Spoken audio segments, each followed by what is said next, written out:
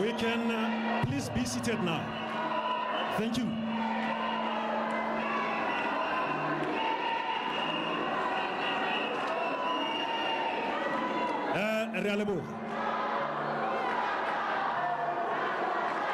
Akens,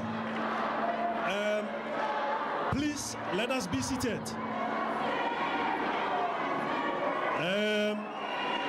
We are just about to start now. Once more, a very warm welcome to everybody. I will not be doing a welcome address because our executive chairperson. Okay, I think.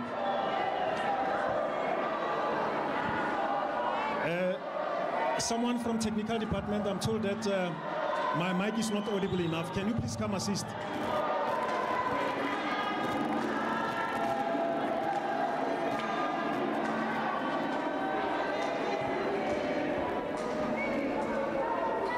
Technical team, I'm told that the mic is not audible. Can you please come assist?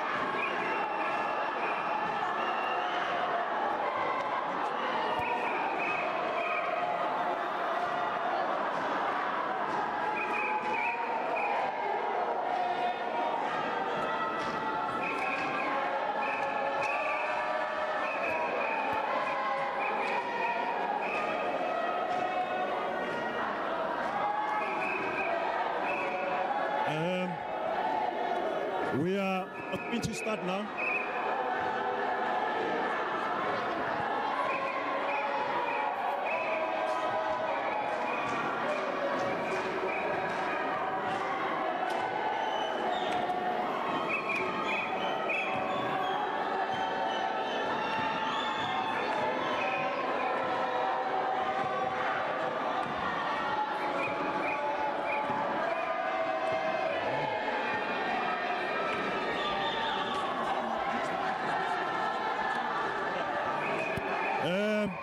Thank you very much.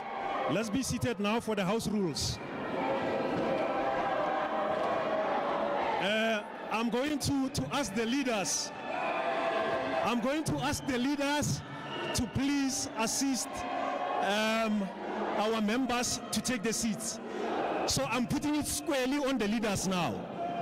Thank you. Various political organization leaders, ensure that now like I said, song and dance is our thing. I'm told that the mic is not audible, but I think it's because of the passion in the room as well. So various leaders from various political organizations, please ensure that now there's calm and stillness, because we are just about to start, and this is going to be a live streaming event that will be recorded as well. So without further ado, once more, thank you very much. I see there's a hand. Oh, the audio is not, I'm not audible at the back. Okay. Hey, well, man, mare. You got technology? Yeah. Oh. All right.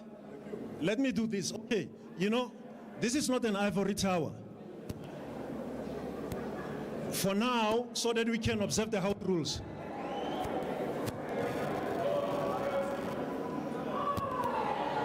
So, various political leaders, please make sure that everybody is seated accordingly. I think some of our fellow South Africans will be joining us later. So, let us sit.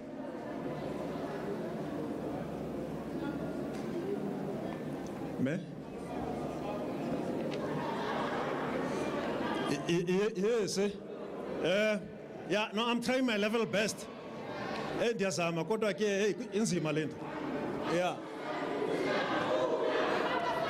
No, they're still arranging one for us. Thank you. Thank you, leadership. Thank you. Thank you. Is this you? No.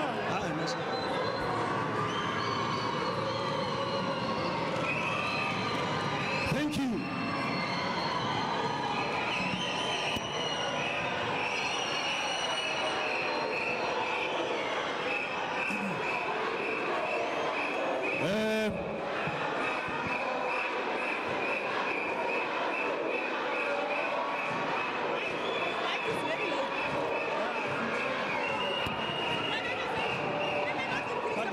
as well.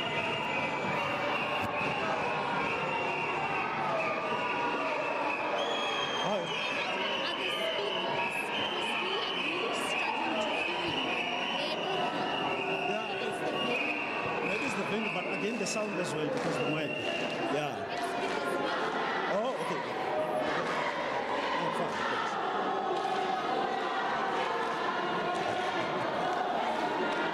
Okay.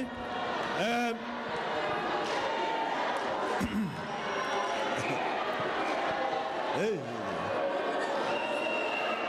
Yeah, no, I do. Thank you, thank you, thank you, South Africans. Thank you, comrades. Ra leboha. Leadership.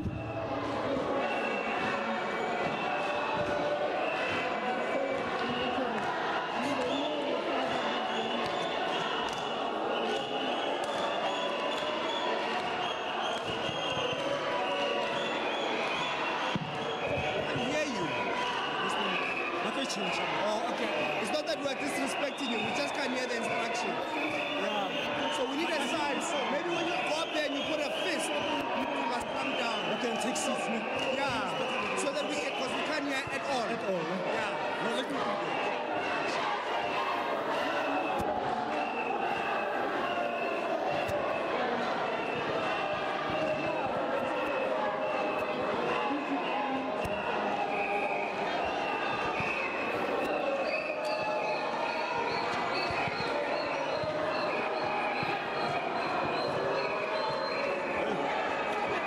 Yeah, it's very weak.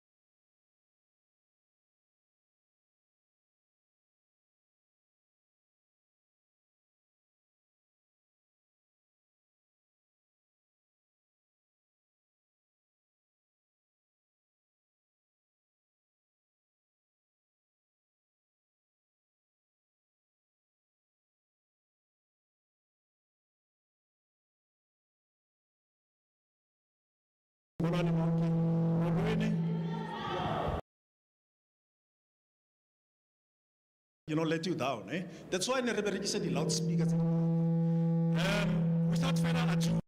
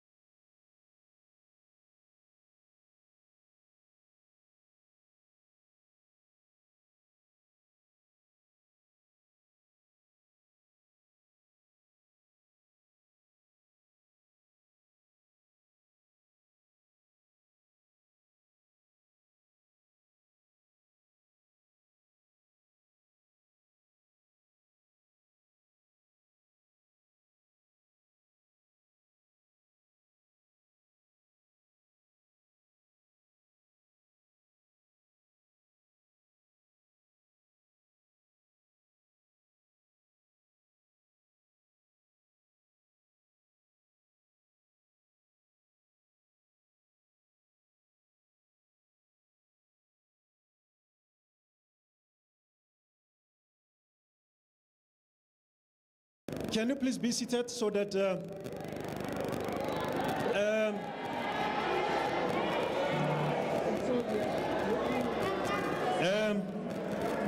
see.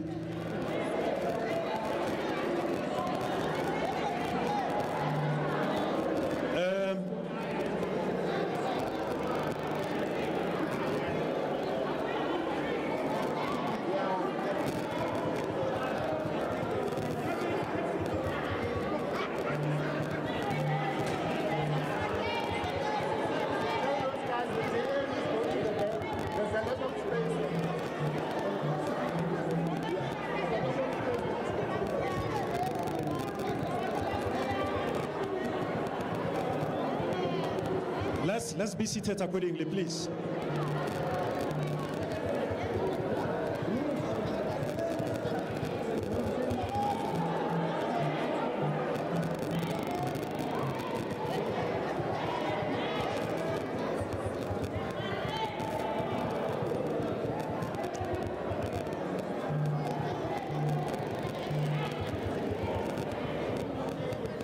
Okay, thank you.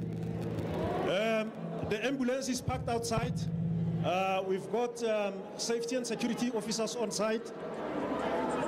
In case of emergency, we've got exits, 2 exits at the back of the hall, 2 at the front of the hall. We've got fire extinguishers in the building. They're all functional, they're all working at the hose pipes. And outside the building as well, we've got fire extinguishers. One of the house rules is that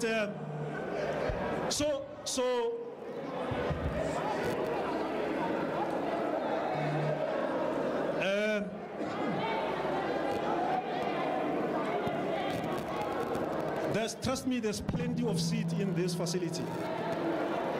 There's enough seats. We can take up to 4,000 people in here.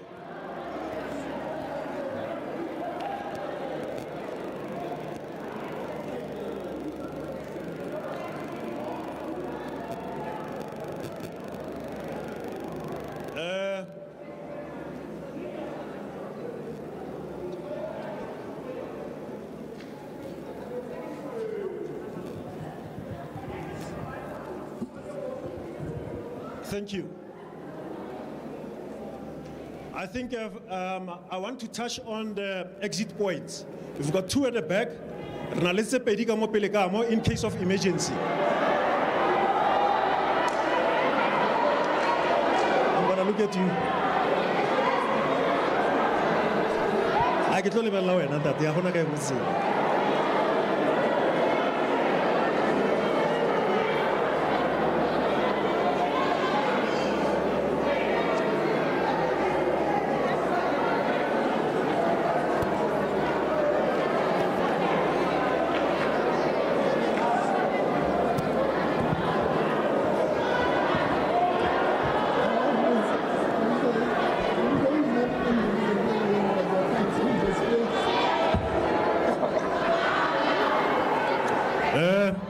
Up next on the program for the day, I'm told that I'm a PD, you know, I'm previously disenfranchised, but that has changed now. I'm a program director today. So Raleboha, thank you once more. I'm going to call on the stage to do a formal welcome, open and address the executive chairperson of Unisa Enterprise, Ntate Lesetsa Matshega. Ntate Matshega, as he's making his way onto the podium, ke boletse ka di-exit tse di ko morago. Smoking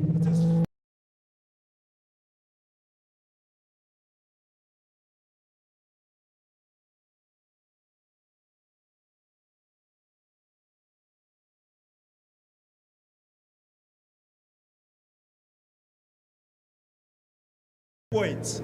Renale one ka kwa ko morago, renale tse pedi ka mo pele ka, just in case of emergency. So ke a leboga bagaetsho, over to you Ntate Matshega.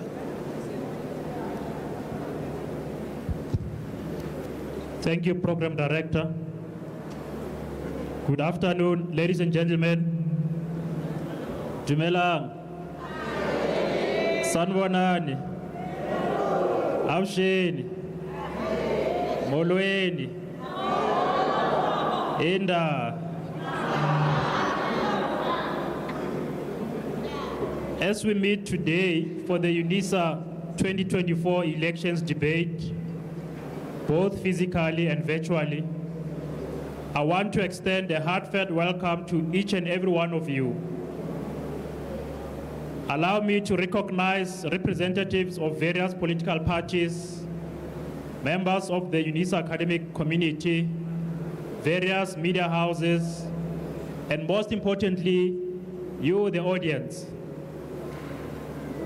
I would also like to extend a special welcome to our distinguished guests and dignitaries who have joined us today. Professor J.J. Tabane, who's going to be our moderator for the panel discussion. I'd also like to recognize and welcome panel members from various political parties. Tadeso Limalazi from the Democratic Alliance, Nobundu Webster from Bosa,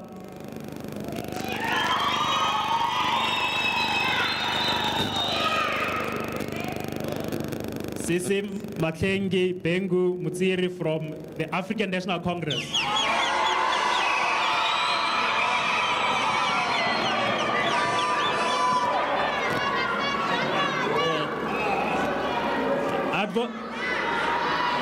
I'd also like to recognize Advocate Dali Mpofu from the Economic Freedom Fighters.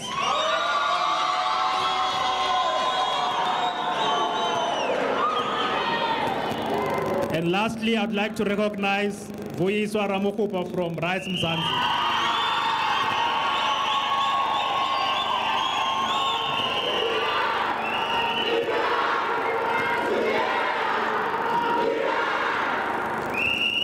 Okay. Before we proceed, please allow me to express my deepest gratitude to the organizing committee led by Mr. George Matlala, the head of Unisa Enterprise Media Division, for their tireless efforts in making this event possible. This event is a collaborative effort between the University, Unisa Enterprise, Squili Media Group, and Alexander FM. This collaboration marks a significant milestone, amplifying the reach and impact of our debate, ensuring that the discourse we engage in today resonates beyond these walls. Today marks not just another chapter in our ongoing democratic discourse, but also a reflection on the remarkable journey South Africa has embarked upon, 30 years post-democracy. As we gather in this forum, we do so not only to deliberate on our present and future, but also to honor the strides we have made as a nation since embracing democracy 3 decades ago. This debate serves as a beacon, highlighting our collective triumphs, acknowledging the challenges that persist, and forging a path forward with unity and determination. To our students, your engagement in today's discussion is a testament to the vibrant and resilient spirit of South African democracy. You are not mere participants in this dialogue. You are custodians of our democratic legacy and architect of our future. The insights and questions you bring forth today are invaluable as they reflect the hopes and aspirations of a generation poised to lead. Your involvement is crucial in shaping a nation that remains true to the ideals of freedom, equality, and justice for all. To the distinguished representatives of political parties, we are indebted to you for your commitment to this democratic process. Your presence here is a powerful reminder of the multiplicity of visions that contribute to our national discourse. As we engage in this debate, let us remember the sacrifices made by countless South Africans to secure our democratic freedoms. I invite you to share your visions, policies, and strategies with openness, always with the goal of uplifting and advancing our great nation. This debate is an opportunity to reflect on our past, scrutinize our present, and envision a future where every South African has the opportunity to thrive. Our democracy, while young, is vibrant and robust, a testament to the strength and resilience of our people. Let's honor that legacy today by engaging in a debate that is not only constructive and enlightening, but also emblematic of the diverse dynamic, and democratic spirit of South Africa. Thank you once again to each one of you for being here today. Let us move together with hope and determination as we continue to build a South Africa that reflects the dreams and aspirations of all its people. Let the debate begin. Thank you.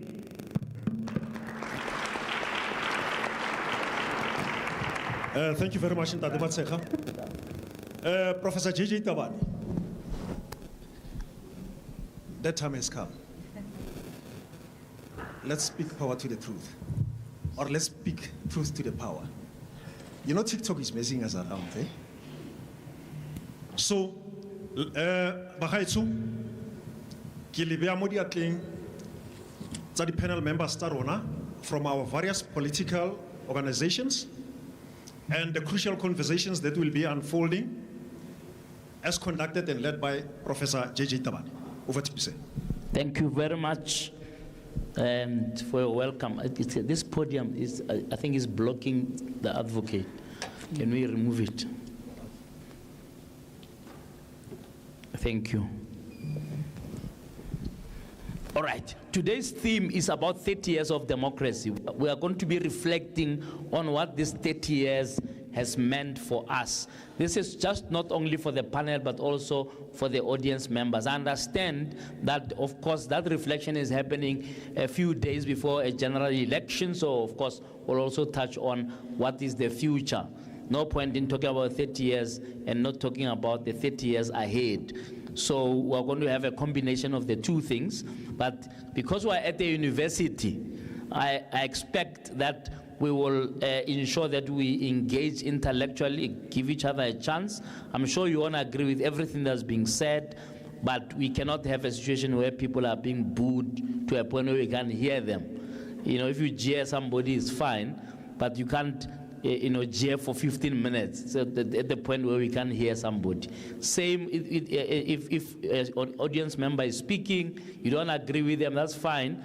You can clap or disapprove, but in a reasonable manner that will ensure that those who are following from home as well are able to hear what we are saying. So welcome to this dialogue, and I look forward to a very dynamic engagement. Let's set an example for the rest of the country about how these town halls can actually be centers of intellectual engagement rather than a rowdy situation which we have seen in some of the town halls.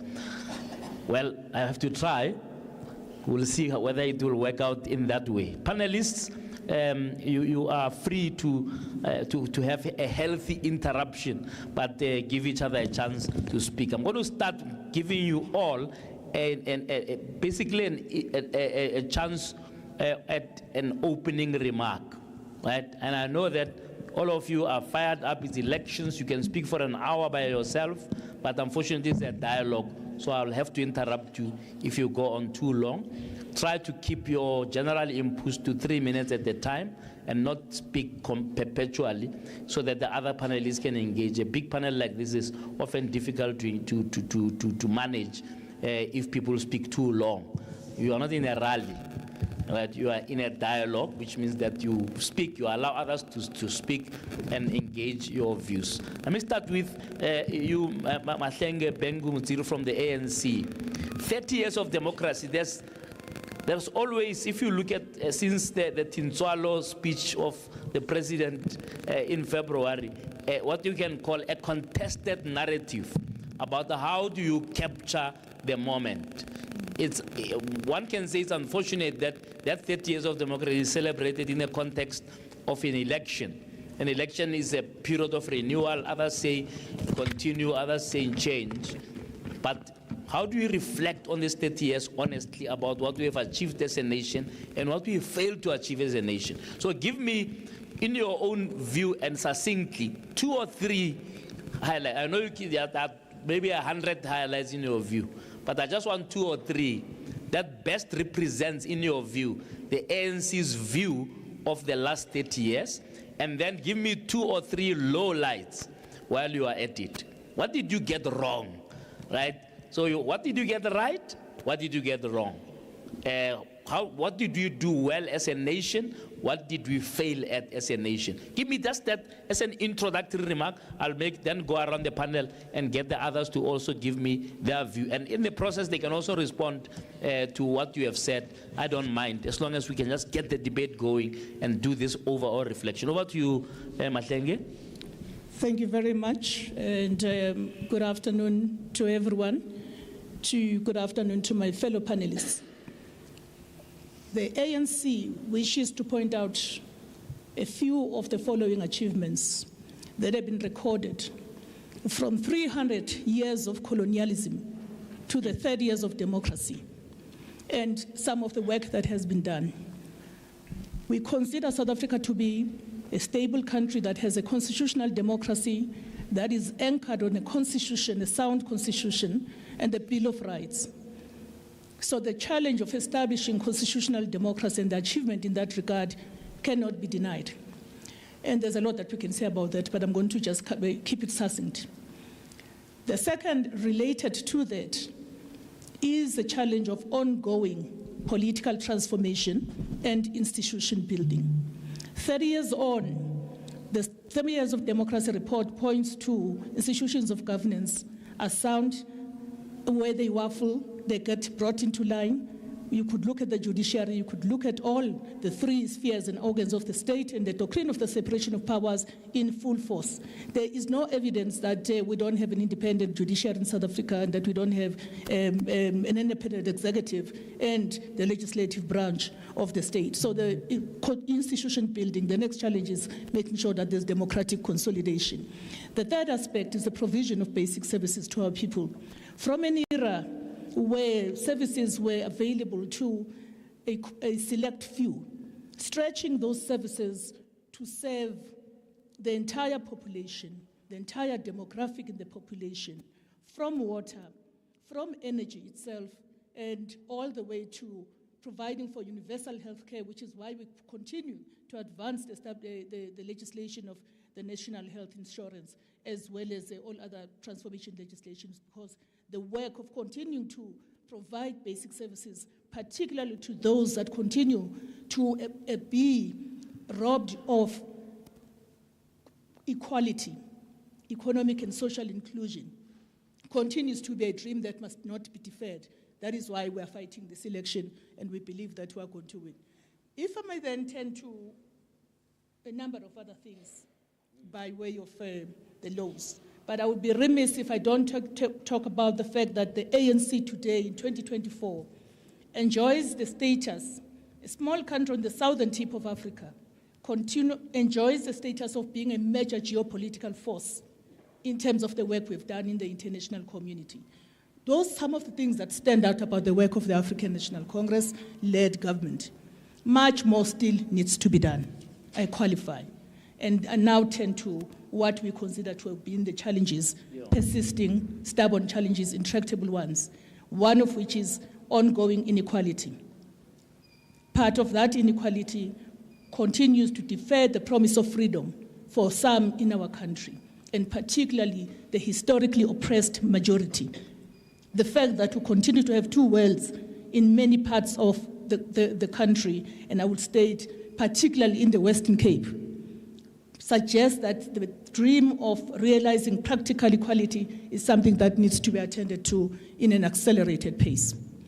The second challenge that we need to overcome is the challenge of dealing with issues of, I would call it inclusion. I will call it making sure that there is both descriptive and substantive representation for all South Africans, uniting South Africans around a common agenda, and I think political parties have got a big role to play as far as that is concerned. Then we've had a challenge, persistent one, of crime linked with corruption. We're the first people to say there have been missteps in as far as that is concerned in terms of the pace with which sometimes institutions that are responsible for that tackle the challenge of corruption. But we're happy to say that, as would be clear in the democracy report, that there's evidence about the arrests, asset forfeitures, and a whole lot that has been done, particularly in the past 5 years, to rebuild the institutions of the state that were decimated a number of years. And we're dealing with that in the context of renewal. So we are not shying away from the challenges that the ANC-led government has encountered. Yeah. The last one that I'd like to speak to, and this happens in the context of the release of the unemployment survey, which points to a bleak picture as far as rising unemployment in South Africa. But what the narrative fails to do, and this is part of my opening line, what the narrative fails to look at is the full set of data about what makes Gauteng to be one of the provinces with the highest levels of unemployment, and what is being done to challenge and tackle the issue of youth of unemployment, particularly among young people. And why is it that when those initiatives are being put together, it is said that the ANC is doing this because it's an election season? So government must not work because there's an election to be fought. I will leave it at that. So we accept that unemployment must be dealt with, but there's work that is being done. Yeah. And I'll just leave it at that then, JJ. Thank you very much. Before I give you a fellow panelist, I just want to interrogate one or two things of what you said. Do you get a sense, and this will be really my only question, I think the rest I can live with. Do you get a sense, right, that there is consequence management in as far as issues of crime and corruption are concerned? The crime statistics are out of hand. You have 80 murders per day. You got cash in transit. You got hijackings. You got kidnappings and what have you. Because there seems to be a sense that the criminal element doesn't think that anything will happen to them. On the other side, politicians don't seem to be in the line of fire of the prosecuting authority. I know it's not you to tell the NPA what to do, but you've got to have a view as a governing party about whether or not there is consequences for politicians who are mentioned in the state capture report, who are mentioned in the Auditor General's report every year for wasting money in municipalities, in departments, and so on. Just to link to that, in about 2009, as far back as 2009, there were some 2,000 names that were given to the SCOPA, right, of people who did business with themselves. Director generals who created fake companies or gave their girlfriends business and what. Their names, literal names, were given to Parliament, right, by the executive. And none of them are in prison for that. So if you just quickly address the issue of consequence, how do you see it from your point of view in terms of what could be done if you think that's the problem, to increase the levels of consequence management where it comes to, because those resources that are wasted can be directed to the services you're talking about that are now extended to everybody, but that requires money for everybody to have access. Quickly, response to that before I give you a fellow panelists. Well, let me talk about the matters that are endogenous to the ANC. We've embarked on a renewal journey, and the results are showing. How are they showing? Look at the step-aside policies that have been introduced for people that have been found to have been convicted of certain crimes or corruption. So that is the one element of evidence. Okay. Look at the anti-corruption report, the detail that is in the government's anti-corruption report released sometime last year, that details the number of asset forfeitures, consequence management. I do agree that the governing party, when it wins the election, must move with speed to ensure that there's consequence management at a go. We will agree to that, and that is part of the renewal project of the ANC. So I will really leave it at that, but I do think that the fact that the current president of the ANC, who's the face of the ANC's elections campaign, through the trust survey that was released yesterday or the day about, his trust level by South Africans increased from 54% to a whopping 77% in 2024. Has to say something about the tone that is being set at the top. All right, okay. Thank you very much. I I would get the other panelists to engage with those views. Advocate Mpofu, your own impression of the 30 years. What did we get right? What did we get wrong? And while you are at that, you can also comment on what your fellow panelists have just said. Thank you very much, Prof. JJ. And good afternoon to everyone, my fellow panelists and the audience, especially the fighters there. Amanda. JJ, you know, it's fascinating listening to Comrade Mahlengi waxing lyrical about what has happened in the last 30 years. It's a very sad story because really, of course, and she's right, anyone who says there have been no achievements would be making that up. The most important achievement was of course, the attainment of the democracy itself. The mere fact that we can express ourselves in a forum like this. Some of us come from an era where if you said some of the things you have to say here, you would have not to go home after that because you would be harassed or detained without trial and so on. So that's an achievement which is undeniable. The fact that some of the black people are able to enjoy the fruits of freedom, even though that's such a tiny drop in the ocean. Whether you are talking about undermining the Group Areas Act, Bantu education, and those kinds of structural defects that came with apartheid. Those one could count as achievements. And various other issues. I mean, I think there have been some gains for the working class. Minimum wage introduced in certain of the sectors, still not high enough. So you have those kinds of islands of achievement, so to speak. But JJ, the truth is that the picture in South Africa 30 years after the political freedom is a bleak one, especially if you are a black person, especially if you are a worker, especially if you are in the education sector, especially if you are a black woman. You know, those are sectors of our people who have suffered the brunt of the inefficiency that has been introduced by the ANC. The ANC government has set us back literally maybe for more than the 30 years that they have been in power. Because, you know, some of the opportunities that have been lost, you just spoke now about the opportunity, what in economics they call the opportunity cost of some of the money. We make the following example, for example.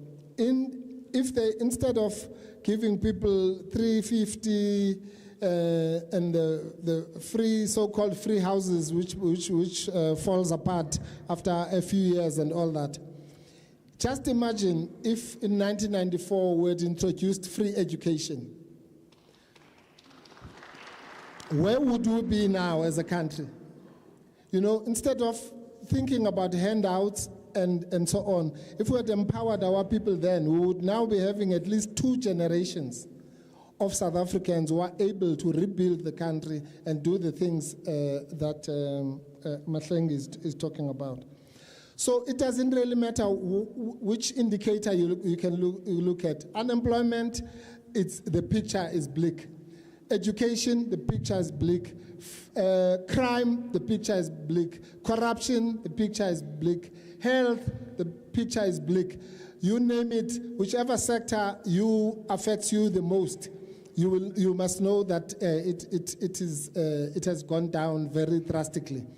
You know, JJ, just as an anecdote, I used to be so annoyed. In the first 10 years, I was annoyed if someone said things were better under apartheid. I could kill you because I thought if you say something like that, you were just don't appreciate what we went through. By the second 10 years, when people say that, you kind of keep quiet. By the third 10 years, you just have to agree with them. Because you cannot disagree with someone. You cannot disagree with someone who's sitting, only those who are sitting in the suburbs, only those who are sitting in the suburbs or enjoying tenders like these yellow people here would deny that.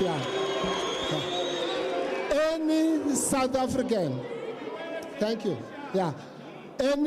Any South African who lives in a shack, whose child is not able to go to school, who's suffering from drug abuse, nyaupe, unemployment, people sitting at home, will know that, not that they are praising apartheid, but if you ask them objectively, is your situation better now under ANC rule, or was it better in 1994? At an economic level, despite all these other achievements that I've mentioned, I can tell you now, the average South African will say that it is.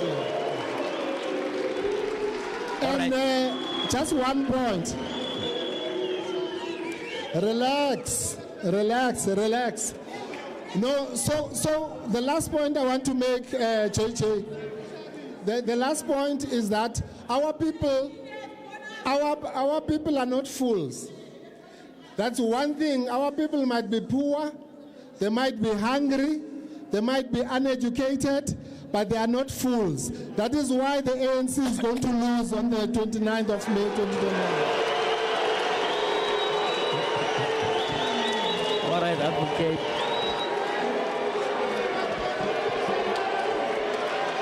All right.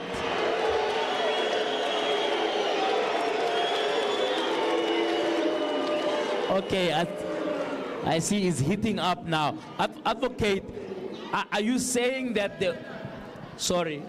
Okay, let's listen to each other. Are you saying the wheels are coming off? Because the narrative, if you look at the 30 years of democracy report, it's quite a long report. I'm still halfway through it. Yes. Right?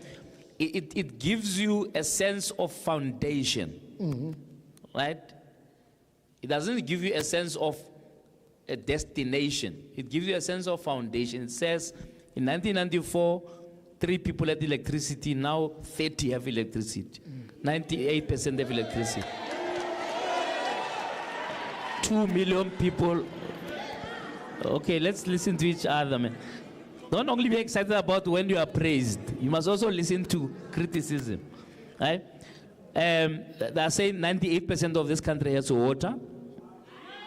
They are saying so, right? So a sense of foundation. I just want you to address that for me, right? That whatever new government comes or a same government is elected has something to build on. Is that something where we can agree at least? And then come and talk about, all right, now, how do you maintain that? Yes, 98% people have electricity, but do they have it consistently? Right? You then talk about, competence of maintenance. Yeah. Advocate? Yes, okay, just 2 points, JJ. Yeah. You see, that's why the idea of claiming easy victories by the ANC is not a thing. Let me tell you that any government, relax, any government, even the most brutal apartheid government, for example, gave you houses, gave you water, gave you social grants for that matter. Why? Because for a population to be maintained, obviously you must give certain services. So you can't come here and say, okay, there are buses. There were buses even under apartheid. There were taxis even under apartheid. Yeah. So they must not give us that one, yeah. So the issue here is where the ANC has sold out the most is that the ANC has failed to understand that you cannot reform apartheid. You can't just change white faces by putting black faces, but the structure of the economy. But the structure of the economy is exactly as it was. They must tell us one thing which they have changed structurally in the economy. All right. Nothing. I can tell you now. That is why, because this economy was designed to serve white interests, and it is still white-oriented, and these ones are just passengers and eating the crumbs from the master. All right, we're gonna leave it there. Mathenge, I will give you a chance later to reply. Vuiswa, let me come to you now. Right? You guys are arguing that we need a new kind of... No, Chief, no. No, you can't howl. Yeah, Chief, sorry, unless you are not a university student. I thought we were in a presence of academia here, right? Yeah, but you can't howl. Your chance is coming, right? Sorry, you're going to have to behave. I'm sorry. If you don't behave, I will expel you from the meeting. I'm telling you. I will stop the meeting, and if you howl one more time, you'll be expelled. Okay? Yeah, to clap and so on is fine, but you can't howl, stand up and howl. I mean, this is not the Shebin. This is a proper meeting of a University of South Africa.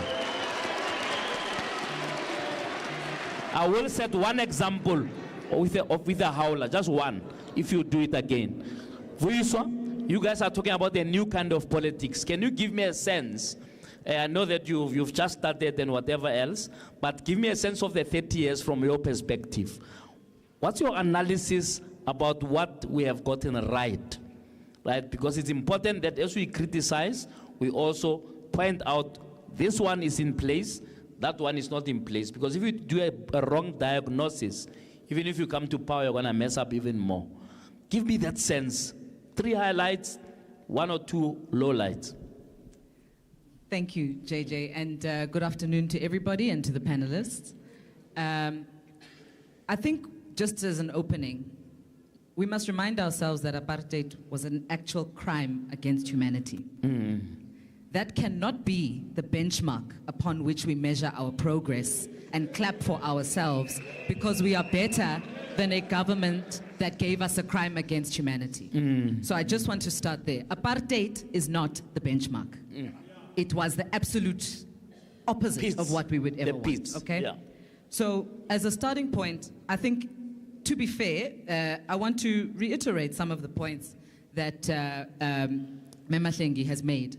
We do indeed have a vibrant and robust constitutional democracy. And we have a vibrant and robust constitutional democracy that has actually empowered smaller parties and a multiplicity of voices to exist in the democratic space. This is a multi-party democracy, and it is one that was designed, quite frankly, the very people who gave us this constitutional democracy designed coalition government. They designed coalition politics, and they gave smaller parties a disproportionate amount of power in terms of democratic abilities and decision-making. Which is why I find it very concerning when the very designers of the democracy critique the idea that they can be contested by smaller parties. I find that strange, because they've given us that system. But number two... You're saying they have a feeling that they can be contested by small parties. Absolutely. The idea that you can be a 51% majority, but you gave us a multi-party proportional representation system, which we applaud. And what we are seeing now is the result of the system that was given to us, okay? Number two, I applaud the fact that we have been able to achieve 6 rounds of free and fair elections. And again, it's a testament to the strength and robustness of our democracy. Yes. And number 3, and this must be said, we have had one of the fastest growing black middle class in the world. And that must be said. Many of us in this room are a function of a growing and vibrant black middle class, Yes. right? But that cannot also be at the expense of the working class and the majority of the poor and impoverished in South Africa. We cannot sit in our middle class comfort and be happy that we have the highest inequality rate, that 2.2 million people are still sitting on the housing list, that we still have many who go to bed hungry without a single meal, and the fact that we have still the legacy of apartheid spatial planning, which haunts every single one of our cities, every single one of our provinces. Not definitely very much so in the Western Cape, but not limited to. Right here in Gauteng, where this government has been in a majority, we failed to undo the legacy of apartheid spatial planning. And a big function of that is the fact that the state has fundamentally lost its capacity to govern and to implement. We talk a lot about having good policies. That's debatable. But let's assume for a moment that we do have good policies.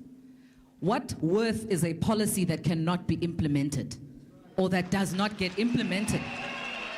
We don't design policies for ourselves just to look at them, pat ourselves on the back and say we made a good policy. We need competent, capable people who are actually going to be willing and able to implement our own very policies. Yeah. What do you mean they've lost the capacity to govern? So That's a serious statement. Yes, so I'm saying the state itself, and I want to come back to the opening statement that I made. We must performance manage this government against itself, not against the apartheid government. Let's look at where we were in 2005, 2006, right?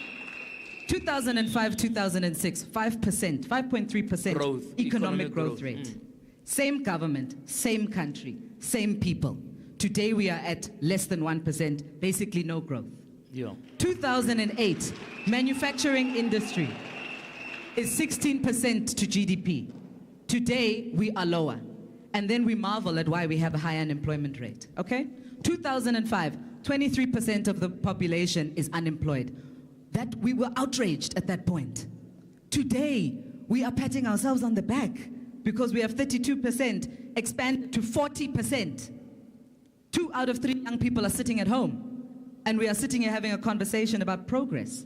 That is completely unacceptable. So let's also use the right benchmark. Let's benchmark this government against itself, not against a crime against humanity. And so I am saying that we can be fair in our analysis, but we must critique the fact that what has failed is not 300 years of colonialism. 300 years of colonialism indeed has failed. It was a problem. But between the time that this government took the reins, halfway through its own tenure, up until today, we have a government that has demonstrated an inability to implement an effective structural change in this economy, to govern adequately. We are marred by corruption in every aspect of the state. We have, like you said, thousands of people that have just not been prosecuted.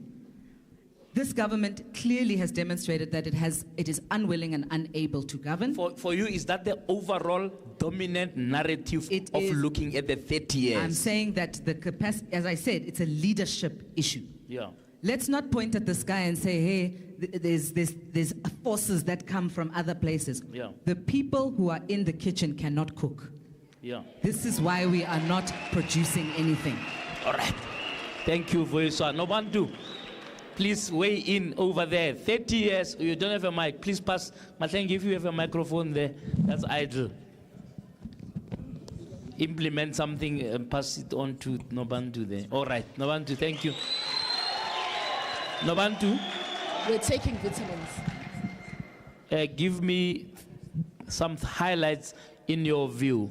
Do you share the sentiment that if South Africa was a student, if the ANC government was a student of 30 years, would you make them pass? Would they pass? Because we're at the university now, we're talking about, or will you give them my daughter's score? You know, my daughter's score is just 50% to say they didn't do too badly to fail, but they're not too excellent to pass. If I gave them a pass, it would mean that I myself am as removed as the ANC is from the realities of South Africans. That's what it would mean. I mean, I first want to start by also recognizing what I think all the fellow panelists have recognized, Yeah. in that what we have in this country is political freedom. And we have to recognize that that was won with blood. Yes. That is something that we can never fail to recognize. I mean, I myself, a black woman, am co-founder of a political party which could have never happened under apartheid.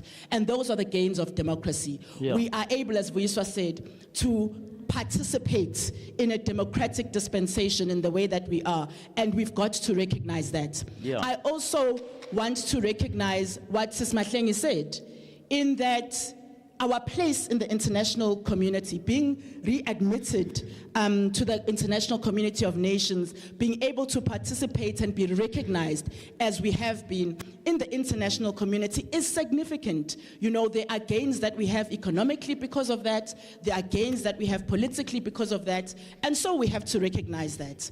But we cannot overlook the reality at home and the reality in South Africa for South Africans because of that. I want to start with this.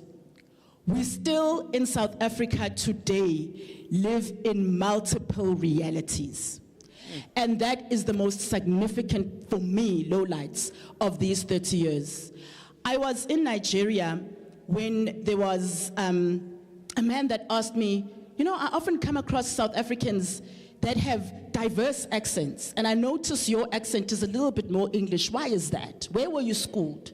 So then I explained that I was born at the time of apartheid, and because of that, my parents, who were working class, and when I look at it now, I think they were actually poor, had to make a plan to take me to a school in the suburbs so that I could get a better education, because the apartheid system meant that a black child would get an inferior education to a white child. He then said to me, oh, okay, sure. Thank goodness you are now in democracy and in a free country, because I suppose the children of today are not faced with that same reality. And I had to turn around and say to him, no, unfortunately, even today, it was 2023, in 2023, the children of this country who are black are subjected to an inferior education compared to those who are in better and more affluent areas, particularly in white suburbs. We still have two education systems in this country, in the sense that one is better resourced and one is not. That reality for a black child is something that you have got to recognize as a real failure. And you can then take that same narrative and apply it to the economy because of spatial injustice. You can take that same narrative, you can apply it to healthcare. You can take that same narrative, you can apply it across the board. Housing, you can apply it across the board. We live in two South Africas, and the fact that we have not been able to find an acceptable level of equality in this country is something that is completely a failure on the part of the ANC, and we would have to mark the ANC below 50% for that.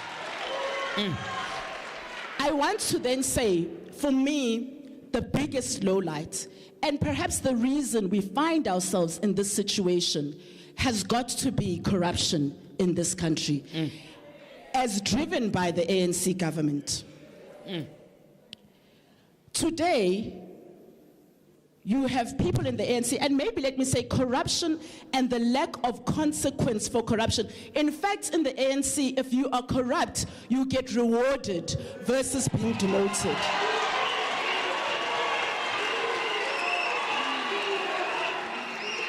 Today, we sit with COVID scandals of digital vibes, but the faces and the names behind those scandals are the ones who are the faces and the names at the forefront of the ANC campaign.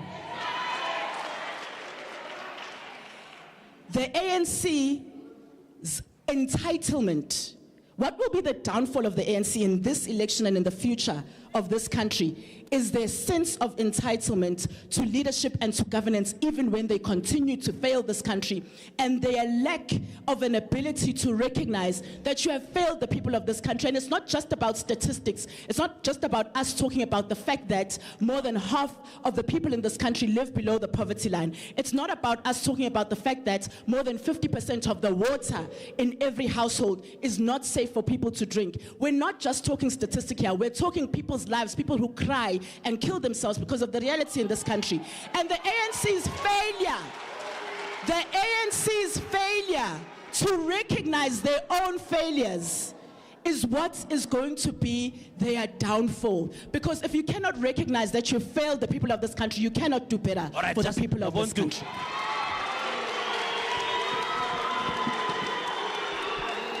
Let me interrogate a little bit what you are saying. The last statement says they can't recognize their own failures. But she mentioned all the things you mentioned, whether be it corruption or crime and issues of unemployment, etc. All the things you've mentioned. She acknowledged it as the things that they consider challenges. Maybe you can blame them for not doing much about it, but not that they don't recognize their own failure. Or am I missing something there? I mean, I'll make a small example. Yeah. To recognize, and since Mahlengi mentioned water as a success of the ANC, but there is currently now, when you look at the realities, first of all, of safe drinking water in this country, when you look at the realities, for instance, of treatment plants that are said to not be in the right state to be able to deliver on quality water, when you look at the realities of 44% leaks in Joburg and in Gauteng in terms of water distribution, when you look at the fact that there are still 14 million people in this country who don't have basic sanitation, when you look at all that, when you look at the fact that the ANC the president went to go and celebrate the installation of a tap in 2023, a tap, then that means that you don't recognize the failures. All right. You are saying you'll mark them a fail, right? Do you acknowledge, right? And I hear what Sis Vuisa is saying about the fact that apartheid is not a measure, right? But do you recognize, and that's what the same question I asked Advocate, do you recognize a sense of foundation, right? So that if you come into power, you know, Action SA is not here, but when Mashaba went into power in Joburg, right, I asked him a question, is there something that you're going to build? He says, no, there's nothing here, it's all corruption, and we're going to start from scratch. You know right? what? And I find that an extreme view. I want to establish whether you have a view that says, of all the things you have mentioned, from corruption to infrastructure to governance, that there is nothing in place that if you came in power, you'll build on. Everything is just a mess. So here's what I'd say, and I think Advocate alluded to it. There was a period, particularly in the first part of the dispensation, where there was progress. Yeah. And if you look, perhaps I'd say, from around 2009, at what has happened since then, you then see a regression. So you had progress and advancements in the beginning, but the regression has been such that the ANC itself has sabotaged itself and has regressed so much, even from the gains that they themselves had made, that you are now coming to a system that is close to collapse. And that's how I would put it. I would say there was progress in the beginning, but the losses have been so much that there's been so much regression that you have too much brokenness in the system now. Yep. All right. Before I ask Soli, I know you are a new party, right? But actually, what you've just said now is absolutely nothing new in terms of the previous election.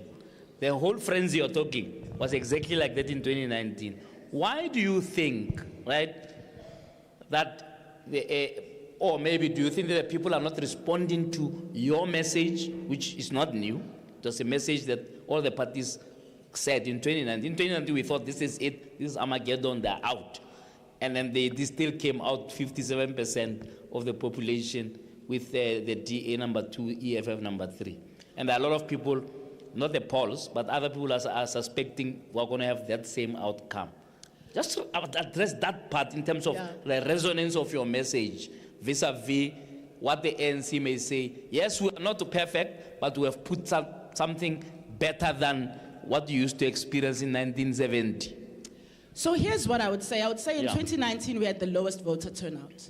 Okay. And what that to me says is that the parties that existed then, the older parties, the Yeah. ANC, the DAs, those parties, even to some extent the EFF, those parties had then, those parties. But you have not even heard what she's going to say about the parties. Let me finish. You don't even know what I'm going to say yet. Maybe I'm going to say something nice. So here's what I'm going to say. In 2019, we had the lowest voter turnout. That means that South Africans were at that time not inspired by what was there enough to turn out, as we see now, having seen a rise in the registrations for this election. I do think that South Africans need a new kind of politics. And I think what has been lacking in our politics and what we have done, even as a model, as a party, is to go back to people and say, directly choose your own leaders.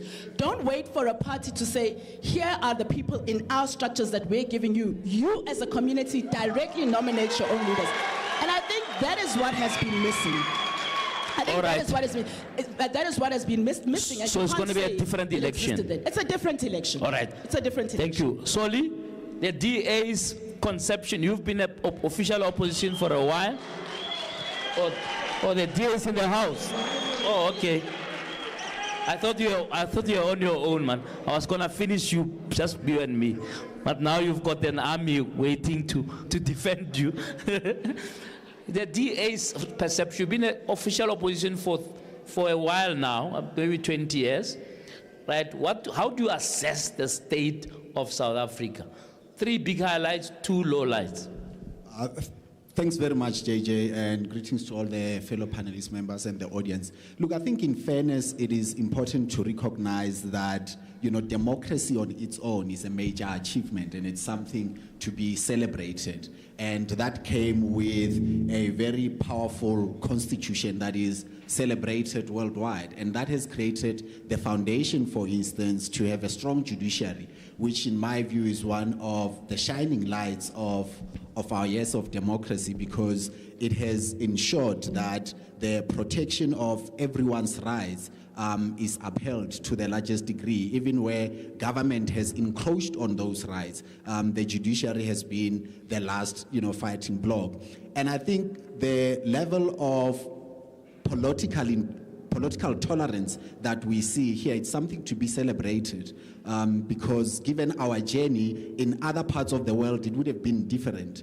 And there are inroads that the ANC, in all fairness, had made in the first decade of governance that can be recognized, and those include the expansion of social welfare, even though the critique there is that we've become too overly dependent on that. But again, JJ, the problem here is low expectations.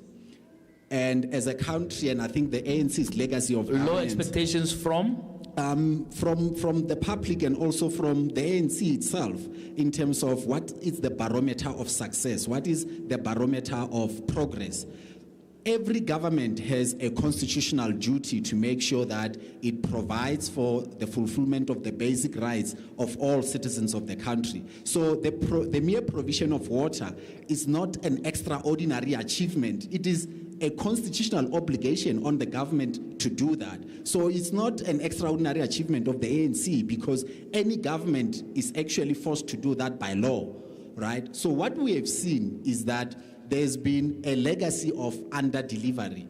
And that legacy of under-delivery manifests itself in the levels of high unemployment that we're seeing, the collapse of local government, local governance in its ability to provide services, to maintain infrastructure. I think if you look at the number of municipalities that are facing financial and infrastructural collapse, you've got over 155 municipalities that are financially unsustainable, which means that they are not able to guarantee a future for residents in those communities as to whether when they open their taps, they'll actually get water, as to whether when they get out of their homes, they are not greeted by more potholes than tar on the road. And that is the fundamental problem with the ANC's government. And I think we need to demand better of ourselves if we are going to steer South Africa towards a path of success and a path of prosperity in that regard. The other thing that I want to mention as a lowlight is that there is a correlation between the quality of governance and the attitude towards corruption. What we are seeing throughout the ANC's tenure in government is because of that lack of forcefulness in dealing with corruption, we have seen the collapse of good governance in state-owned enterprises and in local governments. And the biggest victim of that are ordinary South Africans who look onto their government to be able to create an enabling environment that can provide them with the basic services that they need. Because regardless of our political affiliations, all of us here live in different municipalities. And what we want is when you wake up, if you are fortunate enough to have a tap in your household, you want to open it and have clean running water that you can drink, not one that will end up delivering you to a hospital ward. Or if you are in Limpopo where you have to go to the nearest river to be able to fetch water from there. Those are things that should be intolerable in a democratic dispensation in this age. And the other thing is crime, JJ. I think all of us here have either been victims of crime or know people who are victims of crime. And that creates an unsafe environment. Even when you are a job seeker, the prospect of being a victim of crime, trying to find a livelihood for you is very high.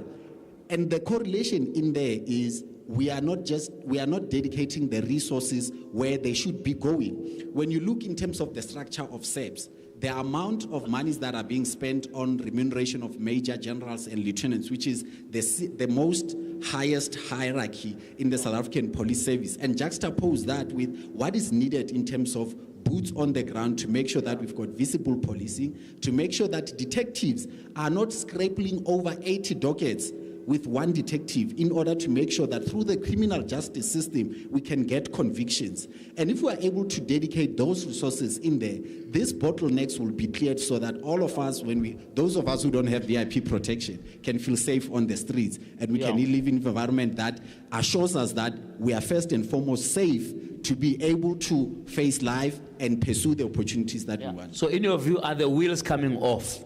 Well, the wheels have been off for some time. And the vehicle has been stuck in one place. And I think it has reached wherever the ANC cannot get better than where it has been in governance. And I think the future of South Africa in government is beyond the ANC. So that's where the future should be. And we acknowledge that they've had good momentum in the first decade of democracy. But I think in fairness, and I think the ANC also recognizes that, in terms of governance, it can never get better than where it was 20 years ago. It can't get better. So the renewal thing is a fuss. It's spin. It's spin. Yeah. Okay, tell me, there are certain things. I mean, all of you have spoken about the 30 years of democracy through the prism of the ANC. But there is also civil society, there's also business.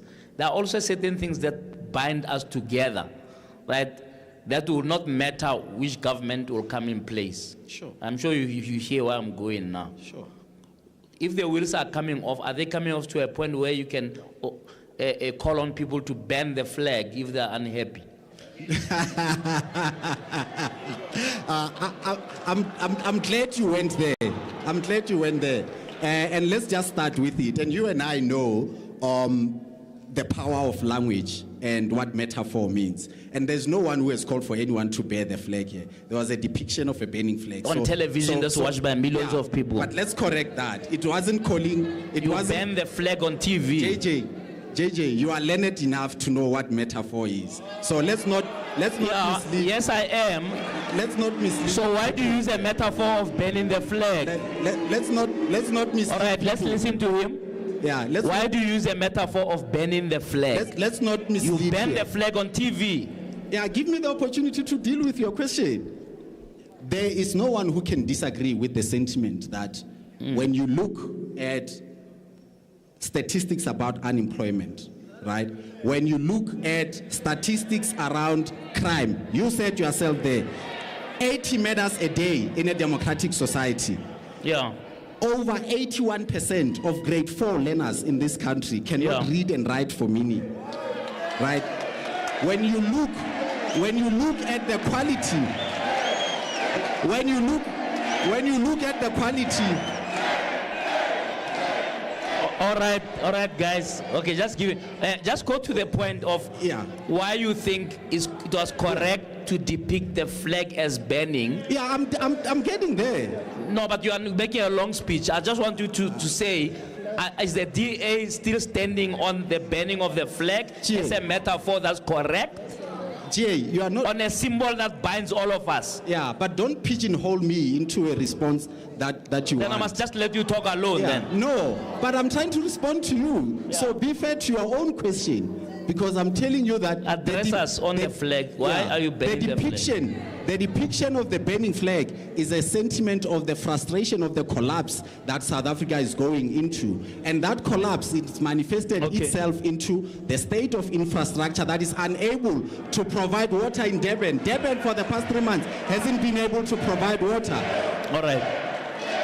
Okay, I wonder whether other panelists will agree with you on that particular issue. And it's not just about the flag. Sure. It's about, the national anthem. It's about the coat of arms and all of those things. All right, so Matlenge, let me give you an opportunity. Lead us on the economy, but you can also respond a little bit to what the colleagues had to say. And weigh in on the flag also for me, please. In a number of... Let's listen to each other, colleagues. Let me start off by saying, because this was a sustained counter-offensive against the African National Congress. So I do need to be favored with an opportunity to provide... Go ahead, Matlenge. The first one, I just want to stay on the DA response. In not many modern democracies, the burning of the flag will send you to death or will send you to jail for a very long time. So, sorry, no heckling, please. Ne? Carry on. Yeah. So as you can see, there's still the defense of the burning of the flag. Yeah. It's a narrative of the party, and has just been demonstrated. So that's the one thing. I think my brother Soli, that so-called metaphor. Sorry, please give a working microphone. I wanted to say to my fellow panelists. Let's listen, please. I wanted to say to my fellow panelists that selection or election of using a metaphor of burning the flag by John Steenhuisen, who has been an anti-transformation leader, political leader in South Africa. Why do I say that? The burning of the flag was the ultimate. Think about his criticism and his party's criticism of broad-based black economic empowerment, which has produced these dinswalos that are surrounding me now. Done. If I may,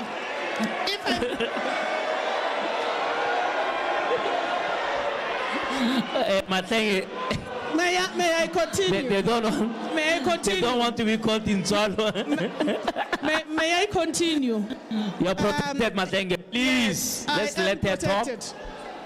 Please. The essence of our point here is that the growth of the middle class, the black middle class in South Africa, is as a direct intervention through ANC policies. And policies implemented, which actually discounts what you said, Visa. We have implemented a number of policies. There may be policy lapses elsewhere, but you can't make a generalization. Otherwise, we wouldn't be where we are.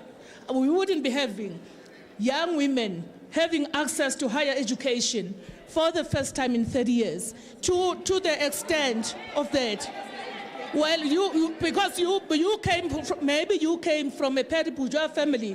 I'm speaking for the All right. majority of South Africans. Let's And give I each would- other a chance. Let me move on. There is data here. Yeah. 93% of higher education students graduate from the National Student Financial Aid Scheme.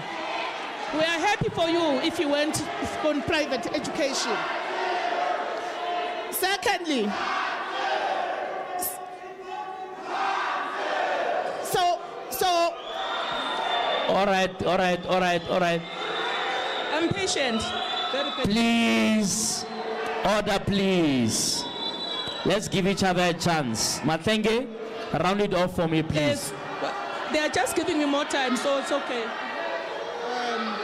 Mathenge, please go ahead. We Okay. got a lot Now, stretch to cover. yes. Now, Amandla, viva ANC, viva! I just wanted to continue. Now, back to the DA. Where the DA governs, Yeah. it fights transformation policies. It has consistently fought the black economic empowerment. It has consistently failed to implement the employment equity legislation. Why do I say this? I think we have about 2 or 3 in the senior management service of the Western Cape provincial government. Less than 5% of them are from colored and African communities. Go to the legislature to get the statistic, to the scope documents at the legislature. So that is not employment equity. The national minimum wage. A number of employers in the Western Cape still refuse to enforce or to introduce the national minimum wage, particularly in farms. Yeah. All of those are transformation policies, and I will Right. leave it at that. Okay. But I do want to say the story of the Western Cape talks about corruption. This is a party that is also in government, so I'm very keen on the perspectives of governing and governance on the part of the DA and on the part of the EFF, because it is also in a municipality, a metropolitan municipality. Yeah. All right. Colleagues. All right, colleagues. We're running out of time, and I want to give the audience a chance. So I want you to make very brief comments. Order, please. I want you to give brief comments on the economy, right? Your perception about the economy, what's wrong, what you will do right, should you be in power. And that in all under 3 minutes each, please. I will stop you after 3 minutes. Start, Advocate.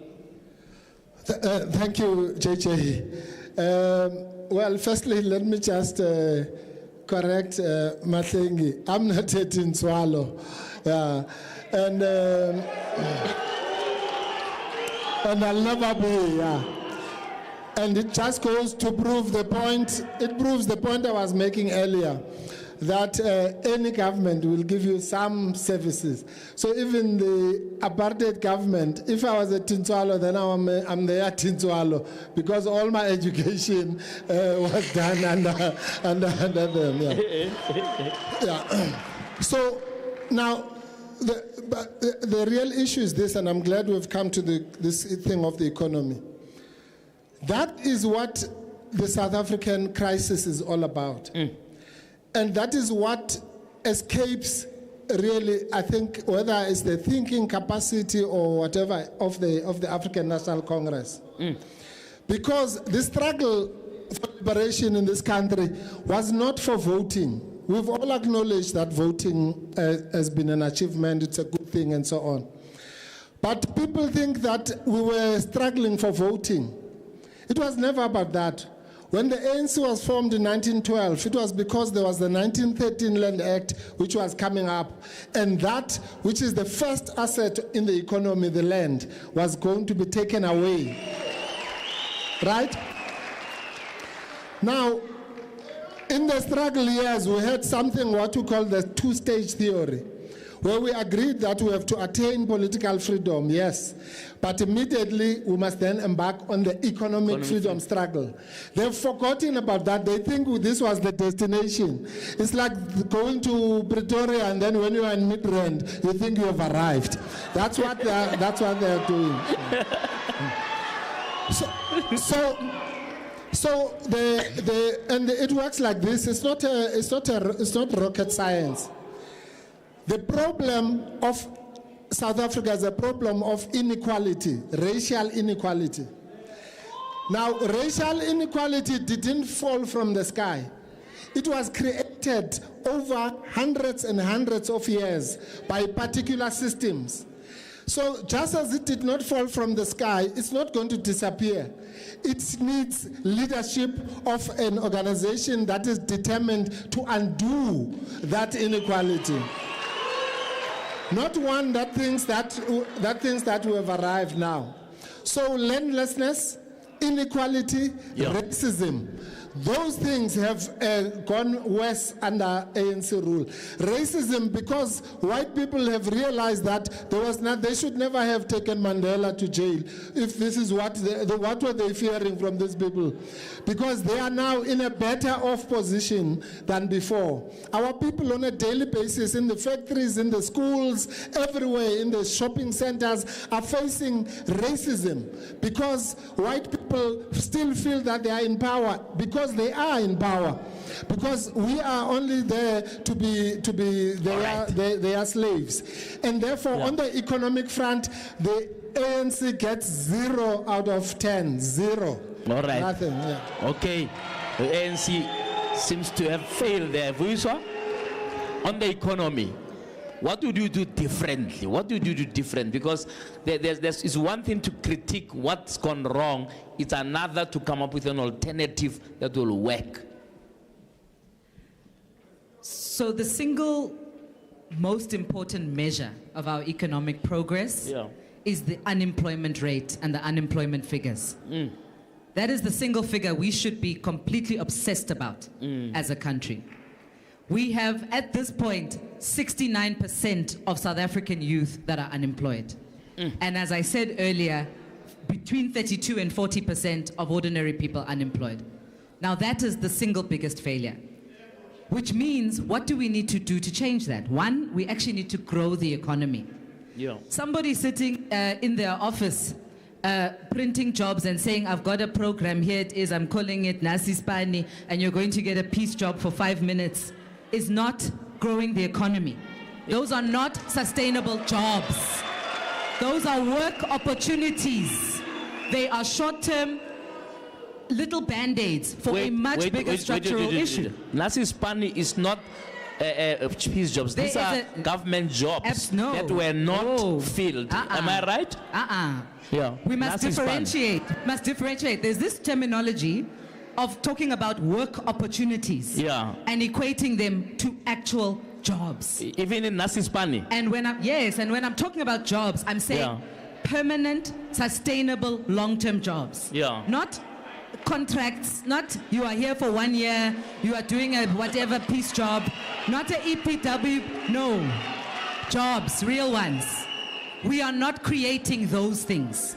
Those things, the ANC, the government that we have does not have a plan for how to grow this economy. What is your plan? And I want to say to you, the only way we grow this economy is by one, driving rapid re-industrialization. How? And I'm getting there. I'm saying we must industrialize. We must ensure that we have actual manufacturing happening in South Africa. We must export.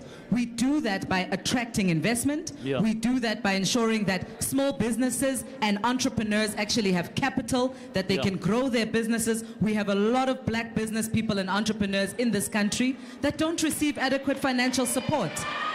And so we find ourselves now having to go to banks, getting rejected by commercial banks. We've been talking 30 years about a bank, one bank, a state bank, supposedly. But we are saying, let's create a pool of low-cost capital. One of the things, for example, that we have proposed very recently is a wealth tax. An actual wealth tax to raise a fund, a national growth fund, to fund entrepreneurs and to ensure that that low-cost capital can actually exist. Actually, The last that wealth fund or wealth tax was in this TRC report and Yes. lays unimplemented. But we have, that's what I'm saying. We've actually put together a plan, and not a plan that's a wish list. We have already disclosed how it will be funded. We're not saying we just want a fund. We're saying, here's a fund, and this is how it will be funded, and it will be 300 billion over a period of 3 years. That is how you implement something. You don't make wish lists. The last point I want to make, and I don't want to have a dialogue, but it's a very important point to make. On the issue even of black economic empowerment, okay? Let's talk about implementing of policies. The government and the state-owned entities, just like the private sector, are supposed to submit reports on how they are doing On as far as BEE, yes. BEE is concerned. They don't. The government is the worst performer in terms of black economic empowerment Yo, in serious? its own system. Is that a fact? It is a fact. The report was released by the BEE Commission that shows that SOEs and the state themselves are performing the poorest and even underperforming the private sector and the very JSE. It's not my system. All right, It's let's not leave my it there. policy. We It's a saw- government that is not even implementing its own BEE. Aye, guys. Sorry, Mathenge, do you want to follow up just on that issue? I mean, that's a serious indictment. Mathenge, respond to that specific thing. Is it true that government itself is failing to implement BEE? I would really like to go through that report. Okay. I would really like to go through that report. Yeah. Look at the size, composition, and the face of the public service in terms of representation. That is totally untrue. In fact, I would be sorry to say something like that, especially compared against the private sector in South Africa. Yeah, but of course. Especially compared against the private sector. All right. Okay, so Mathenge, you haven't seen the report yet. So, Vuiswa, if you can provide Mathenge with that Favor me with report. the right? report. Please favor me with that report. Yeah, share the report because BEE is not just about employment equity. There are 5 elements to it. I wanted to say that Yeah. actually look at BE read with other relevant transformation legislation and to suggest that the state of the public service, including state-owned entities that are being turned around, by the way. Yeah. Look at ESCOM, look at PRASA, look at the end of load shedding. 50 days End without of load shedding. 50 days without load shedding. When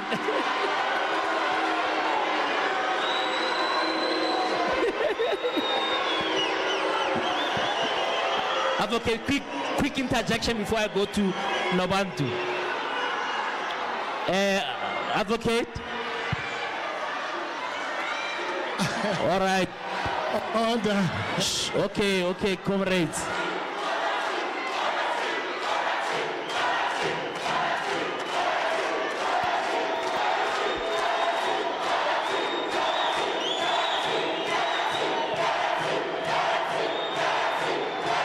It's okay. It's all right.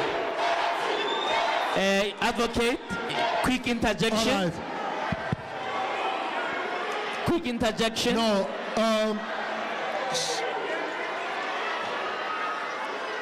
Order. Carry on, advocate. Okay. I think, well, firstly, I'm glad that I came. I'm glad that I came to this debate so that we hear about the end of load shedding. I mean, really, this is.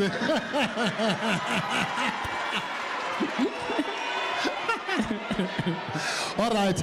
No, I wanted to make this point, Jay, please.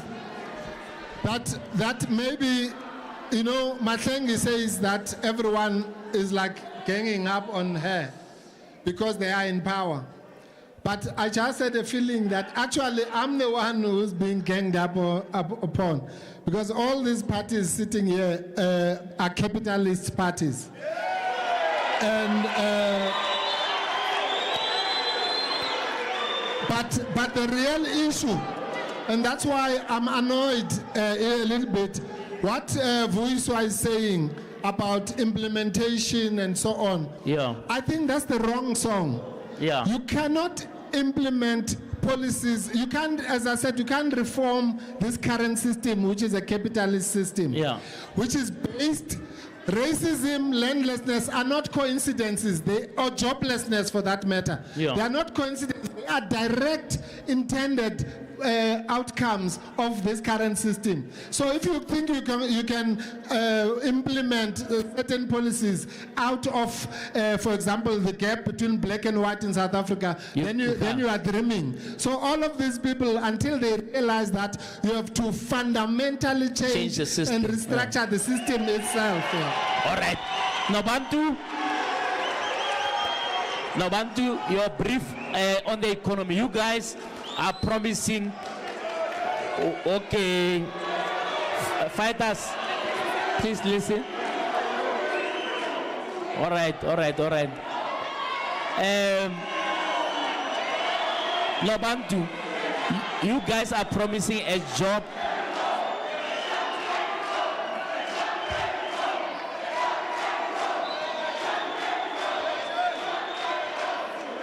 You guys are promising a job in every home as for part of your economic intervention, your jobs plan and so on. Give us a high level idea of how you're going to do it, because it all sounds a bit of pie in the sky. In fact, where the ANC has gotten it right, this time they did not put any target on jobs. They were very clear. They're saying 2.5 million job opportunities. You ask them, what is the jobs target? They say, we don't have. Right? I think that's the most honest thing they've done. You are now promising heaven and earth to say a job in every home. That's extraordinary. How are you going to do that? So let me first start by saying one of the challenges that we've had in this country is that we have placed an immense pressure on what we call the mainstream economy in order to be able to, in some way, be the response to the issue that we have of unemployment in this country. It is just basically unrealistic to think about 69% by the expanded definition of unemployed young people, over 40% of unemployed people broadly, and being able to think that the mainstream economy will be able to absorb that level of unemployment. So what we need to do is we need to expand the economy, and that isn't only just for the purposes of absorbing the unemployment rate that we have. It is also for the purposes of saying we need to be able to have ownership, economic ownership, which is in the hands of those who have not had it before. And so our focus is on the township economy, because we're saying that if you can expand the economy in that way, investing intentionally on the township economy, and we've put together what we call the Jobs and Justice Fund, where you pool all empowerment funds. You pool all funds, whether they come from redress funds, whether they come from government, but you pool all those funds into what we call the Jobs and Justice Funds. And what you're able to do with that, first of all, is to focus on basic infrastructure in townships, making sure that you have the infrastructure that is a foundation for the stimulus of an economy in those areas. You're aware Gauteng, for example, has passed a full law just on the township economy. So you are going to implement that law. But what has been done about that? And at this point, how many jobs can you say have been created in those townships? The second is to say, we've got to identify strategic townships in their numbers that can become special economic zones, so that you are able to have the tax benefits, have the employment incentives in those areas to attract investment, but to also be able to have more businesses that are coming out of the townships. And in investing in township businesses, the state has to be able to underwrite some of those investments. What has been the biggest challenge, and I say this from experience, is having a young person who goes and looks for investment, or looks for a loan or funding for their business.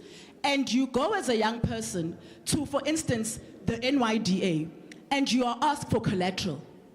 You go and you are asked for, I had an experience as a young person in this country when I was young, where I went to the NYDA looking for business funding and I was told to produce a payslip.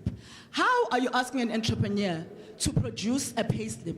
So you have a funding mechanism that is not established in a way that works for entrepreneurs. And so you have to make sure that not only do you have a fund, but that the people who are administrating that fund are pioneering enough to come up with models that will be able to change the system. Thank you. Thank you very much. Lastly, I want to say this. Can I say this lastly? Oh, yeah. The problem with township economy has been a limited imagination and vision when it comes to what that can be. There is a video that has circulated for a while of a couple of ANC people who are eating, ladies who are eating chicken feet and who are saying, yeah, this is not supporting the township economy. The vision has to be beyond that. You have to be able to think of call centers, factories, research and innovation labs in townships. You have to be able to see beyond what we've been able to see. If you cannot envision the kind of economies that we see in more developed areas, so you're saying the ANC is concerned about chicken feet? And I'm saying there is nothing, and I'm saying those are the businesses that raised us. But we have to progress further than that, and we have to have further vision. I'm told that chicken feet is actually a big business in China. You can export the chicken feet and make a lot of money. In China. Yeah, to export. I agree, you are saying people must have factories. They must manufacture them and export them to China. Absolutely, and manufacture make money and out export. of the chicken feet. Manufacture and export. Don't look down on the chicken feet, please. Manufacture. Okay, Soli, there's a conversation here about black economic empowerment. There's a sense in which people feel that the DA is not serious about redress. Whenever you get a chance, you say BE must go away. Employment equity, you are going to court to stop that. Mazibuko was even fired over employment equity in parliament.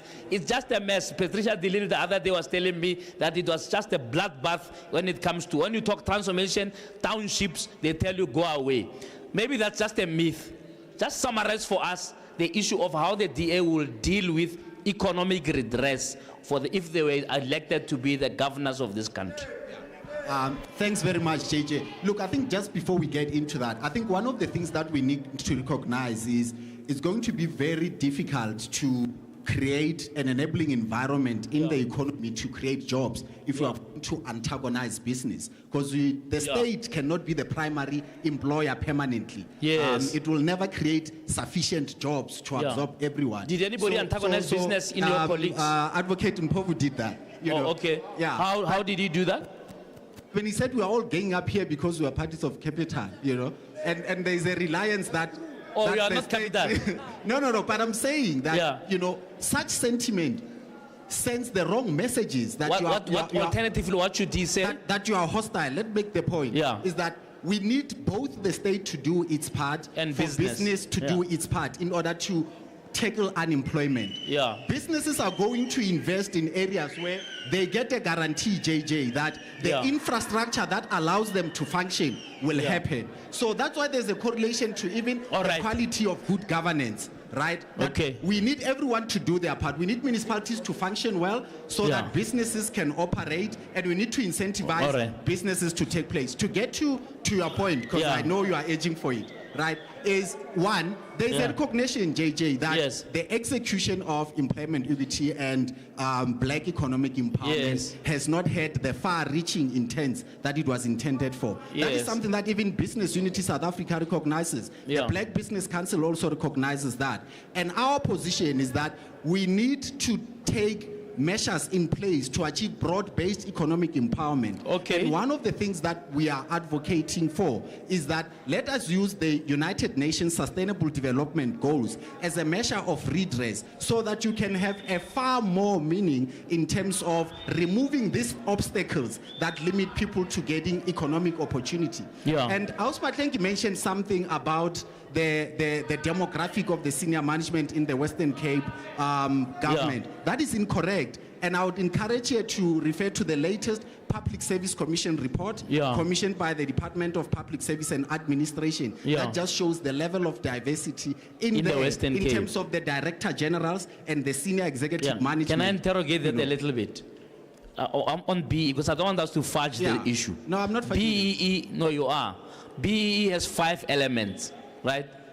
It's not a complicated thing. It simply says, one, the ownership of the company. You cannot have a lily white board. the simple thing. Yeah.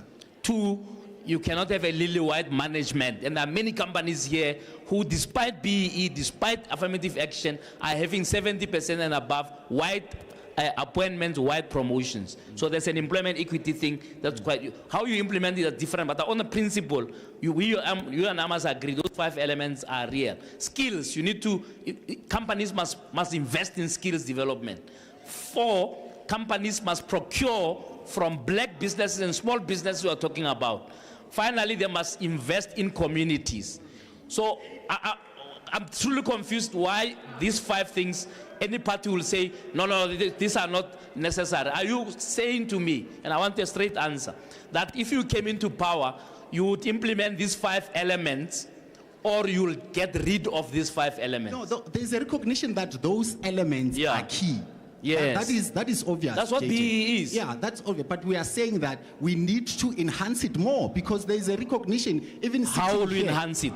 That's why I'm talking. How? Give me example. Yeah. How will we enhance those 5? So one of the things that we are saying is that you need to expand that at the category of measuring redress using the sustainable development goals, right? That you take into consideration and not use race gender, as a criteria.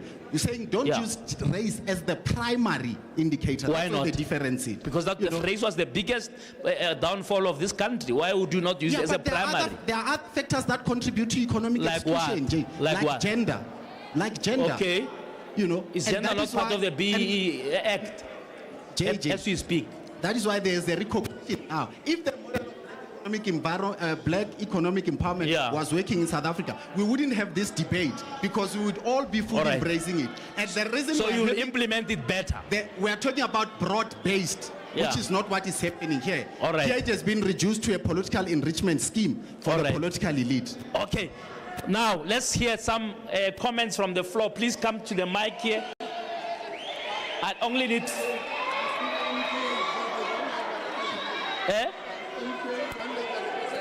Who? MK, yeah. Come. No, they must just comment. Right. You've got 1 minute or less, ne? Shh. Sorry. Guys. Yeah, that's enough. Please don't add any more. You are the last one there in the white t-shirt. Once I finish with this lot, I will get another set of people. Your comment, sharp and sweet, to the point. Go for it. Yeah, my name is Columbus Nute, ANC Zonal Chairperson here, where we are.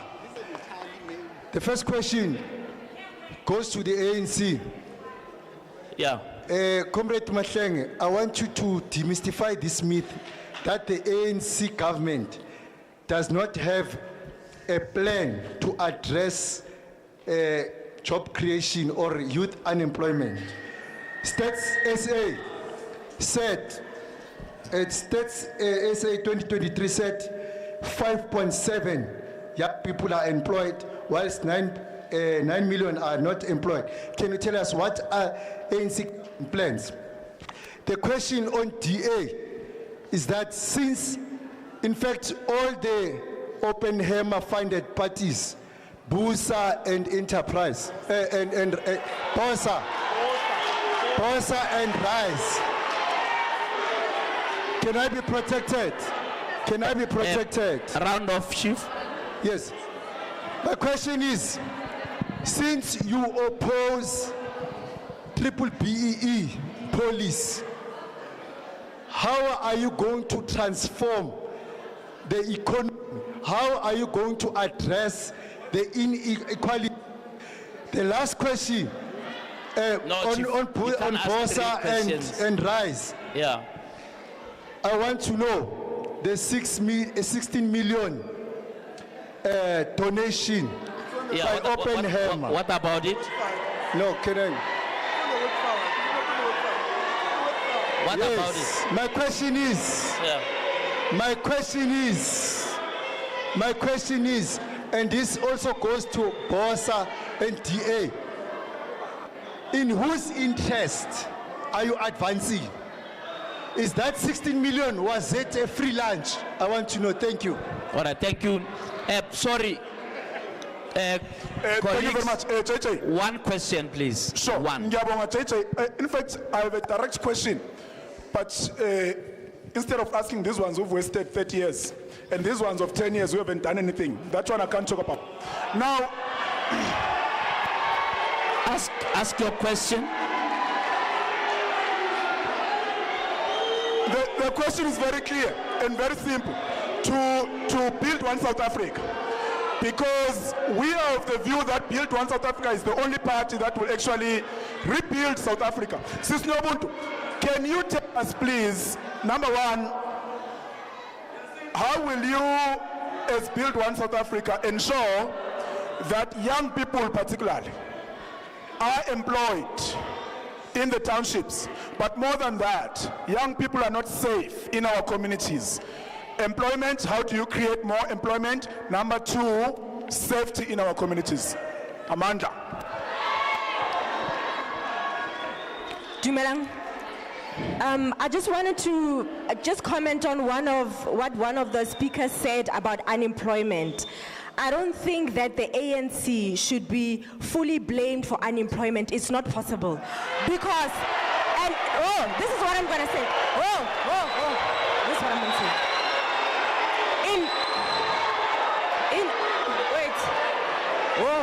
Okay. So I want to say this. I would like to say this. Order. I want to say this.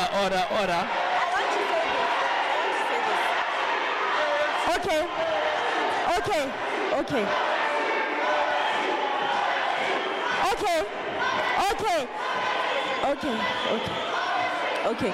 So if we look at how businesses start, someone has to have an idea of a business.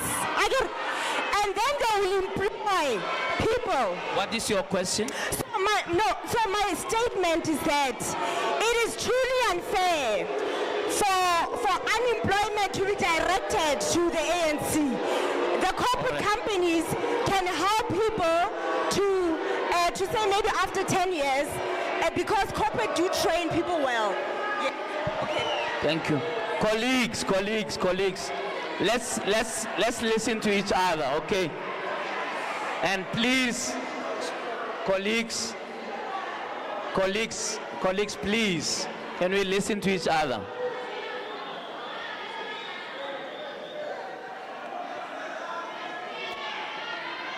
Sorry, fighters, please sit down. Fighters, please sit down. Sit down. Right. Please, your question brief and one question. I'll hold the mic for you. I'll hold. No. I'll hold the mic for you. Okay. Prof, thank you very much for the opportunity. My name is Fezile Nondonga. I'm the treasurer of the mighty Zone 11. So welcome to Zone 11. Thank you. Comrade JJ and comrades who are seated there, I think you will agree with me that at times it's important to do a research before you come to these debates. And as we're listening to Rise Mzansi, Bosa, we can hear that the arguments are very pedestrian. And it points to the fact that they don't have their manifestos. They are trying to copy and say what is being reported by the media. And we forgive them. They are still rising. They are still growing. They are trying. But for Comrade Dali, Comrade Advocate, thank you very much. And I think you tried to bring a sense at the level of ideology, except that you failed to acknowledge that ANC and yourselves, you speak from ideological perspective. And just one comment I want to say to Comrade Dali. He himself seated there. He's a direct beneficiary of this democracy. He continues to benefit in the courts that is participating in, where he's representing people every day, because now the justice system is transforming, it's allowing him to benefit. So he's a direct beneficiary. The last question to the DA. The last question to the DA. I even forgot your name, comrade. Also, I'll call you comrade. No, Malati, Ntate Malati. Comrade Malati, I feel for you. Just hold on, comrades. I feel for you, Mchana, because... Quiet, please. I feel for you, Comrade Malati, because I read a tweet last night. Your leader, Helen Zille, is not apologetic, made a statement to the fact that she made a mistake by choosing black leaders, and you are still seated there. And when you make quotations and your arguments, you are failing to tell us the stats of the work that you're doing in the Western Cape. You continue criticizing at the national level, but you're not telling us what you're doing in Nyanga, in Kualana, and all of that. Thank you. Thank you very much, Michael. Thank you, Michael. No, don't intimidate. You are intimidating me. Please. You are intimidating me.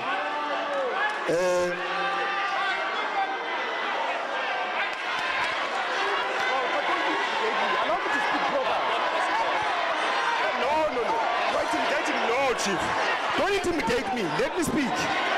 Okay. No.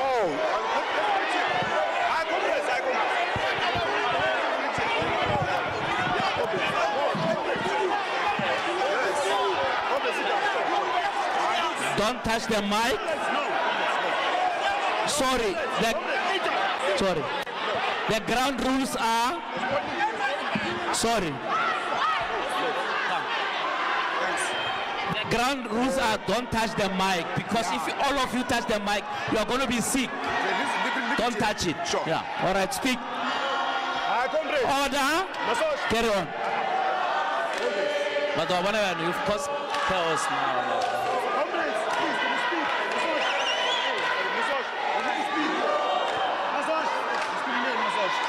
All right, comrades. Don't touch the mic. Don't touch it. Okay. Yeah. Sorry, fighters, please sit down. Can I just clarify, guys? It's a flu season. Listen. It's a flu season. You can't touch. Yeah, you can't touch the mic. That's why I'm holding it for you. But you might have flu yourself. But don't touch it, because we're gonna pass virus to the next person. Talk. You have a minute. Just give Go me ahead. space so that you don't No, your intimidate space. me. Speak, please, my brother. No, thanks. Yeah. Seemingly, we must fight for this opportunity to speak here. My name is Mgobe Msezane. The ENCA reached out to the MK party for us to send a representative. The MK party, through its youth league, sent myself to be part of the collective that is seated there to unpack our people's mandate, by the way. But then, after releasing the poster yourselves, you then retracted it once we've shared it. So this is my first question. Why is it, in fact, we have even emails to that effect, that you confirmed that you have our candidate to come and be seated part of the panel. So my first question is, why is it that you continue to subject us to partiality?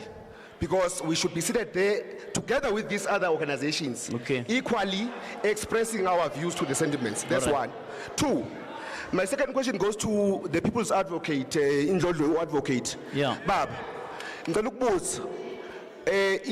EFF speaks about the land. The MK party fundamentally, through its leadership, Ubaba Msholozi, who speaks to Amakosi, umhlaba wamakhosi, umhlaba wabantu, says we want the land as a fundamental basis to transform the society for us to attain economic freedom. After we win outright as the MK party, but maybe if we don't meet the 2/3, will the EFF work with us to get our land back, because no other organization can speak on that? My last question to the ANC government. My last question to the ANC government, the former liberation movement. I have just two questions for you yourselves as you are listening to me, Sis Mahleng. One, President Zuma declared free education in 2017. And he was clear that in 2018, the first implementation of free education should be in progress, or should be implemented by 2018, before it was forcefully removed by yourselves. I want to find out why is it that free education has not been implemented until to date? And lastly, to yourself again, NSFAS is not free education, right? It's very selective. But now, why to use NSFAS to fund programs or professional programs such as education, which has as a surplus of unemployed graduates in the education sector? Thousands and thousands of educators are not employed. Why to continue to fund that sector, including nursing, including social workers that are not employable? Why is it that you misuse the funds of NSFAS in the absence of the free education we want to fund useless professionals such as education, as I'm an educated graduate, but I'm not employed, but to continue to fund such professionals. Thank you. All right, my brother. Thank you very much. Can I just ask colleagues, just write down the questions that are directed at you. You will all have a chance to respond, but I want to just take all the questions that are there. Please do not add any more. Ne? Right. Thanks, Over JJ. to you, my brother. My name is Josie Pokwan. I think, Comrade Mahlengi, we want to deal with the elephant in the room, which is the national health insurance. We know that there's parties that have been busy across the country discouraging this universal health system that the ANC is introducing to our people, because the fundamental issues that we are, as the ANC, want to address is the issues of the gap between the poor and the rich. So I want you to address that particular issue. I know that our poor people are very happy with the introduction of national health insurance. Thank you. Thank you very much. Come, Daddy. Thank you. Am I loud enough? I am. All right. No, thank you. Thank you. No, thank you very much. I think my colleague has covered me on the first question of the exclusion of the MK party here. Greetings to everyone and to all the panelists. Special greeting to the advocate. I'm sure he knows why. Comrades, first question that I want to direct to the Democratic Alliance. The DA continues to speak as if they are a new party that must still be given a chance to govern, whereas the Democratic Alliance does have a track record of poor governance. We've experienced it in Tshwane, we've experienced it in Ekurhuleni, we've experienced it in Johannesburg, and the people of Western Cape for the past 15 years are still experiencing misgovernance by the Democratic Alliance. Now the question directed to you is, what is it that you are planning or deciding to do differently this time around, because you have a track record of misdirecting funds from the township to deal with infrastructure that is already built and existing in white establishments? What becomes the difference now? And also, directed to the African National Congress. Now, the issue of unemployment in South Africa is not because jobs are there. There's unemployment in South Africa because the private sector has an appetite for cheap labor. This cheap labor is outsourced from poor immigrants in many cases. Those very same corporations that are guilty for that crime have co-opted, in the name of BEE, ANC leaders into their boardrooms. So how are you therefore planning to deal with the issue of unemployment, whereas yourselves, you are part and parcels of the captains of industry that continue to reproduce inequality and poverty in the country? Thank you, my brother. Thank you. Thank you very much. Brother?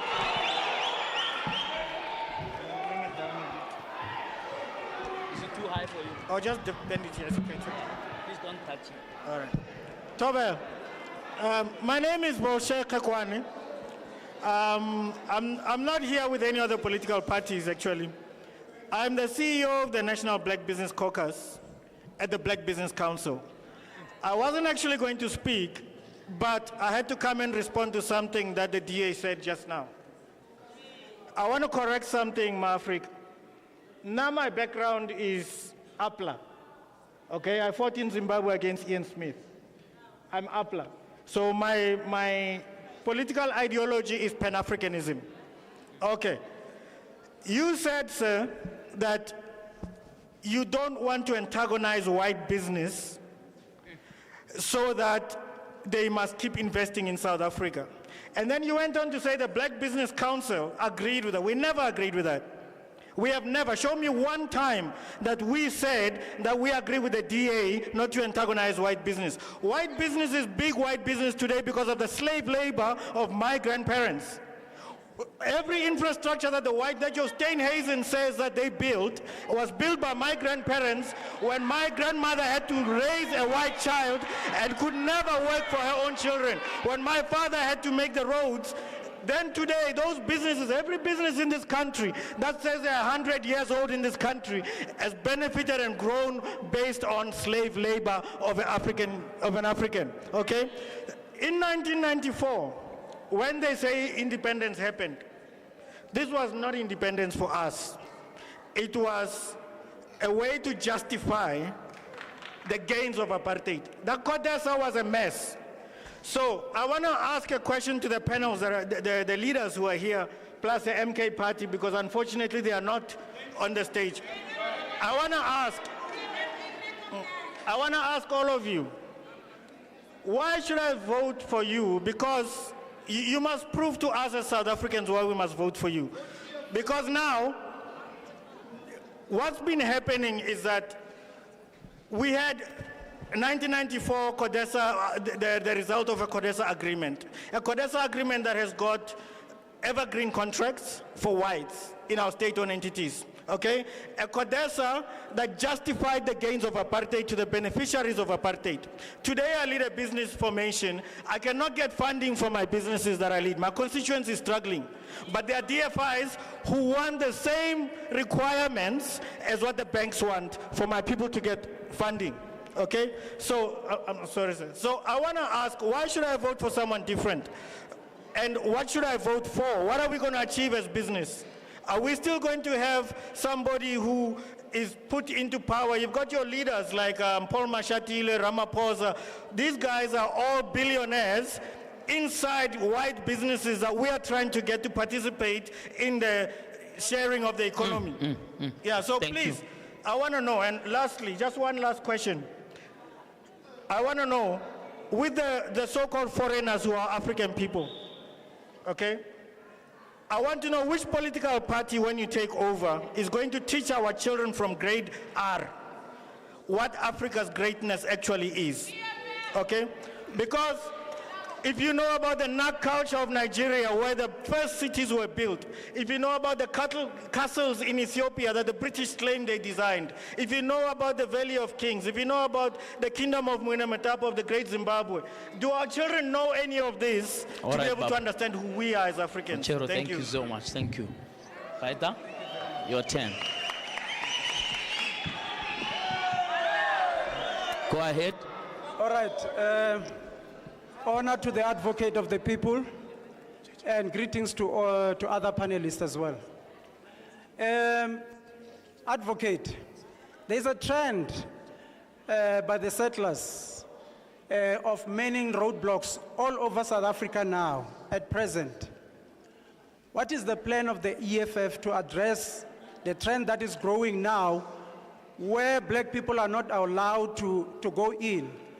And places such as Lady Brand, Cape Town, there are roadblocks that are manned against black people. When they are going there, they have to be searched and not allowed to go in there. 30 years after democracy, we're still crying about dispossession, land dispossession. We are debating it today, after 30 years. Black people are in power. So what I'm saying now, the other question that I want to pose is to the ANC. How do you feel as the ruling party, and there are people that have, you know, because we're complaining about the land, and there are people who have taken the land and are not allowing black people to go in there. Places such as Orania. Why did you allow such places to exist in a democratic state? And to the DA, what is currently happening, the trend that is happening now of roadblocks being manned by these settlers, is it what is it going to come when you take over? Because obviously the DA is not pro-black. It's protecting the interests of the white people.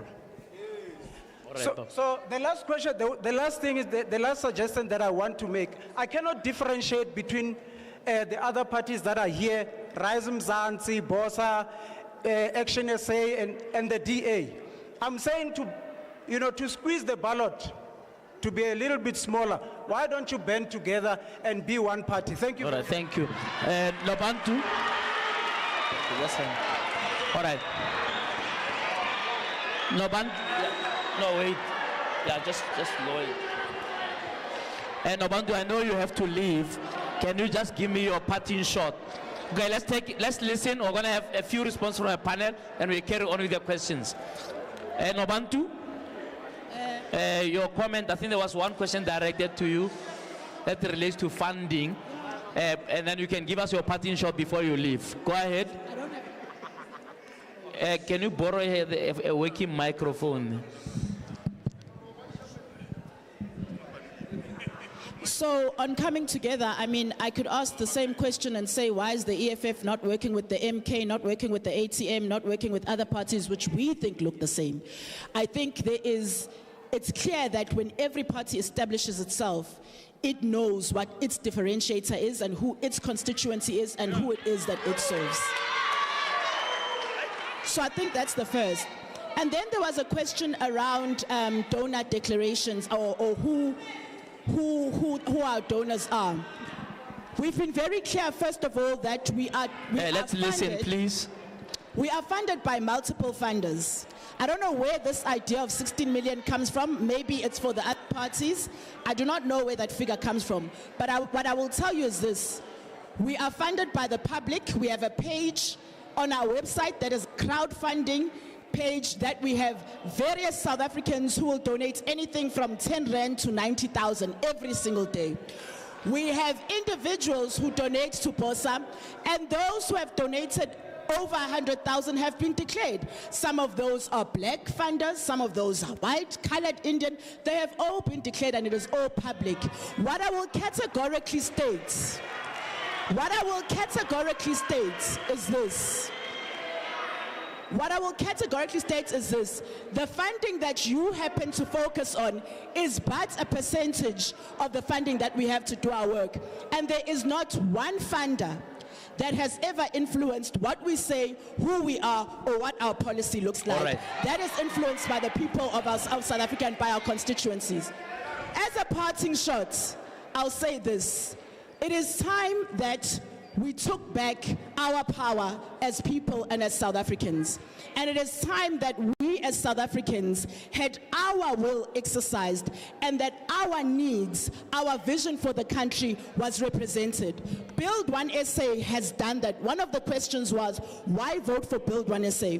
Vote for Build One SA because we have ensured that every single candidate that we have is chosen by the community, is endorsed by the community. Vote for Build One SA because we have ensured that every single policy that we have drafted is from the community, comes from the community, and has been articulated by the community. We have further made sure that every one of our policies puts power back in the hands of people. Nobody is coming to save us but us ourselves as South Africans. Thank you. Thank you very much. Soli, give to Soli. Soli, you had a few questions directed at you on black business, what you said about big business, so on. Quick response? Sure. I think let's start with the question from the first from Abla. And I can appreciate that with the rowdiness often happening. He may have not heard me properly. I said, we are not going to tackle unemployment if we continue antagonizing business, because the state on its own cannot tackle unemployment and be the only sole employer in the economy. So the rest of that framing about the question, unfortunately, is based on something that I didn't raise, right? And to come back to, I think it was Fezile and the gentleman from MK, the second speaker from MK. Let us look at the facts, and they may be uncomfortable, but they are facts. When you look at Cape Town's budget allocated for infrastructure investment in the last financial year, is dedicated, for the next 3 financial years, is dedicated 10.9 billion towards infrastructure investment. That is in townships. Yeah.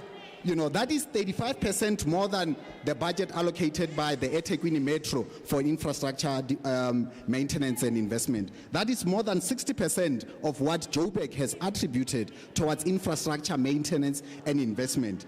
And the reality, JJ, is that 70% of that infrastructure development is going to happen in townships and in informal settlements. 70% of the 10.9 billion is going to of that. townships. Yeah, it's going towards infrastructure Yeah. to the benefit of townships and informal settlements, right? So it deals with the whole issue of inequality because there is a correlation between what you are spending on making sure that your infrastructure matches the demands that a growing population has in that regard. And someone from the ANC during the debate was talking about making sure that the infrastructure responds proportionally to the growth in the population. All right. And that's what this investment is showcasing. Thank you for that. Mathenge, there was a question about NSFAS and what is happening there, the link between NSFAS and free education. Please address that. I didn't recall making a statement that suggested that NSFAS is the same as free education. In fact, it's Advocate Mpofu who spoke about the ideal of free education. But I will say this much. Since 1994, and in fact, I want to take on this articulation by the comrade from the MK party. Yeah, sorry. Well, can we get another microphone from the technical people? I think that one is tired. Just project louder. Thank you, Nobantu. Let's give Nobantu a round of applause there. Yes, Koroli.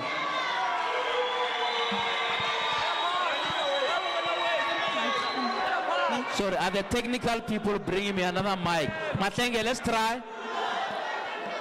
Okay. Okay. Mathenge, let's try again. I am trying. I hope people can hear me now. Let's listen, please. Okay, we are. So the ideal of free education is a historical ideal. If you go into the Freedom Charter and you go to our Ready to Govern documents and you look at the strides that have been made by the ANC-led government to introduce no-fee paying schools.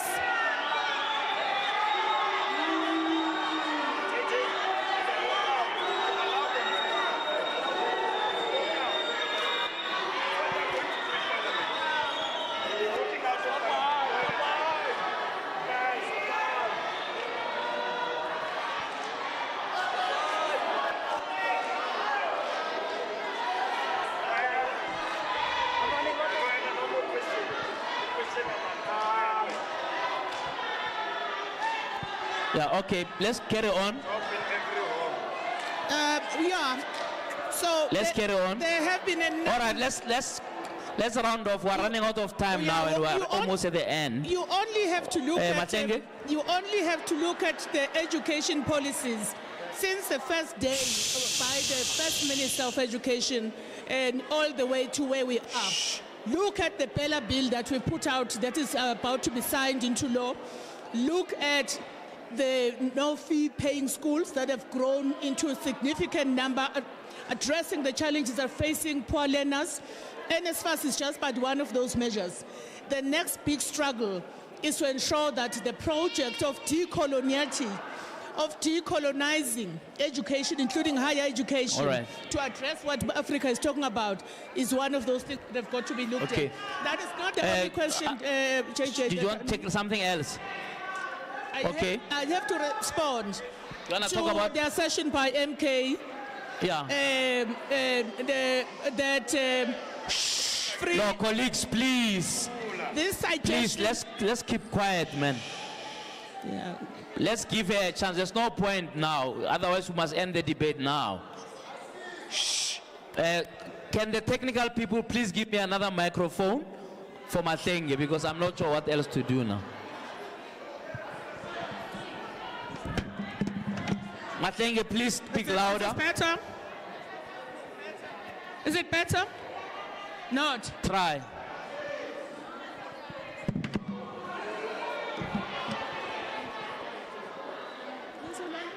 Please try again. Thank you.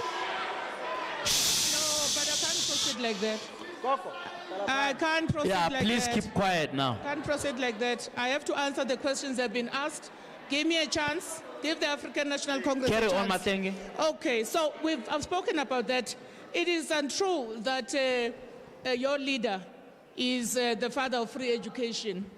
You'll have to give us evidence of him being the father of free education in South Africa. The African National Congress gave birth to education policies. Let me move on. So disabuse yourselves of that notion that you've been peddling since you formed yourself. Then they go to the issue of Orania, secession. I think the question about separatism in South Africa is best directed at the DA, not to the ANC. We are not responsible for policies that promote the Western Cape Powers Bill and so on to Solimalaji. The NHI is being opposed by a number of panelists on this platform simply because it is trying to enable universal access to health care for many people. So I would leave it at that, Comrade JJ, the interest of time. All right. Thank you. Advocate.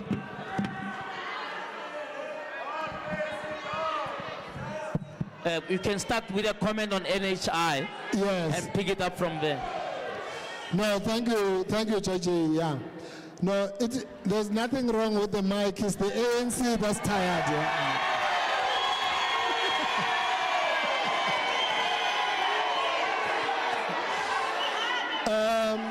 No, the first question, no, look, the NHI, the problem with the NHI as it is modeled is because the ANC has not been able to, firstly, to explain how the model is going to be funded. Secondly, it's based on lies.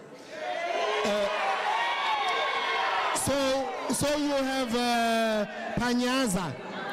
Panyaza, after lying to us about so-called Nasi span, now he says to our people, after the NHI, you are going to walk into any hospital, you'll be treated anywhere, whether it's a private or whatever. That's absolute nonsense. It's never going to happen.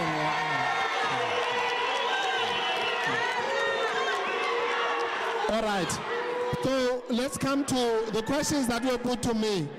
Firstly, the comrades from MK, they've asked me whether we will work together on the question of land in particular. Well, I can tell you, if you listen to the announcement that was made by former President Zuma on the 16th of December, he said in part of that he was already working with progressive parties. Now, progressive parties are those parties who understand the land question, and that includes unfortunately, here, there are no other progressive parties.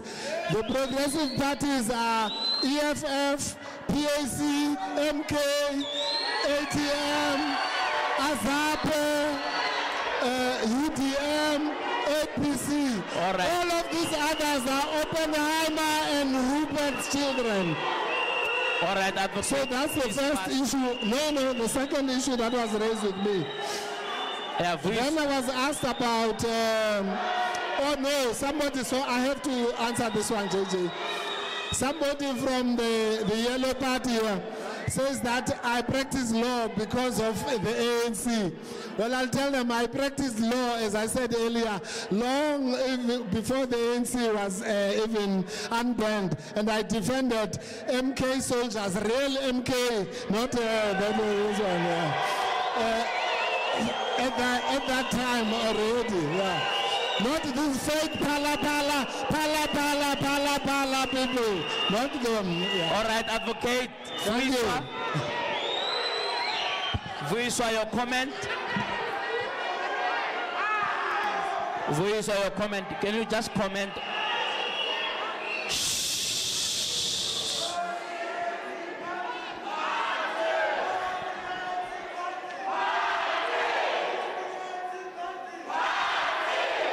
Shalapans, Julius. Hey, Vuiswa. Thank you, JJ.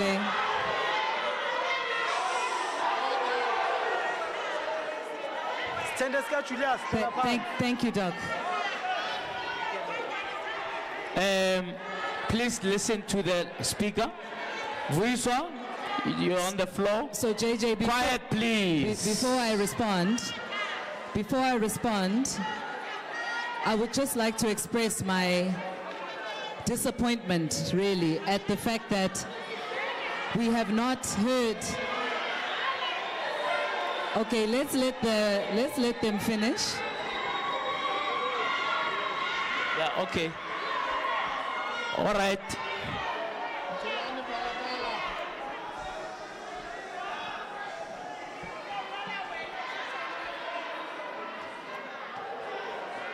Thank you. If I may proceed. I just want to begin by expressing my profound disappointment, JJ, with the lack of women's voices in this particular round of questions. Every single person who has been recognized and asked a question has been a man. And that doesn't mean I don't want men. I'm saying as a facilitator, please do us a favor also and ensure that there is proper representation in this room and that women's voices are also given an equal level of prominence, because this is the problem. Why, when we cry about gender equality, it must start in rooms like this. It must not start just at the top. So gentlemen, this is also to yourselves. Be aware of what we are doing, okay? That's number one. I want to maybe begin. I don't even know where to start answering the question from the ANC comrade on party funding, when their very president was the first one to teach us about party funding. He asked what was our agenda in receiving money from private sector. What was the agenda of the ANC president in receiving 1.2 billion, not millions, 1.2 billion from the private sector? What was the agenda of the ANC in receiving money from the Guptas, from Busasa, and from the many people that I don't even want to hear about anything of that sort, from the corrupt ANC who has taught every single person in this country about corruption? Please, can we just, let's help yourselves, guys. Don't talk to us about party funding. Number two, I want to just say, there was a question about why certain parties like ourselves and BOSA don't join hands. I will respond and say, I would also like to ask a question. Why don't the children of the ANC just make up and come back together? The EFFs, the MKs, the everybody who's a baby of the ANC, just come back together and be one party. Because you are all offshoots of the same thing. And this country cannot move forward whilst we recycle the same politicians, the same people, and we try and put them into new parties. We cannot take the same people, put them in a different t-shirt, and hope that we are going to get a different outcome. We need new leadership in this country. Pansi, Namasela, Onke. We don't need any of them. All right. Number three, I want to answer one last question. Yes. And I want to address this issue of structural change. A rented crowd. Structural change of this economy. Hey, rented crowd. The president for life of the EFF, the president for life of the EFF told us, okay, Fetsang, you guys can finish. Guys. Fetsang, it's okay, I'll wait. Colleagues. I think people are tired now or hungry. So it doesn't look like there's any point in continuing if you don't listen to each other. Right? No, I understand you want to talk, but nobody's listening, so there's no point in continuing. In any event, we are already at 5:15 now. We're supposed to have finished at 5, right? So I'm going to give a chance to a few people here to ask, to do comments, closing comments, right? And then I'm gonna give the panel to do their closing remarks. If we don't listen to each other, I'll have to terminate the meeting because there's no point. Then you can just network after the session. This thing is being streamed. There are people at home who are watching, right? And if you are making noise, they can't hear. Can we get if there's a woman on this queue here? Can they come to the front?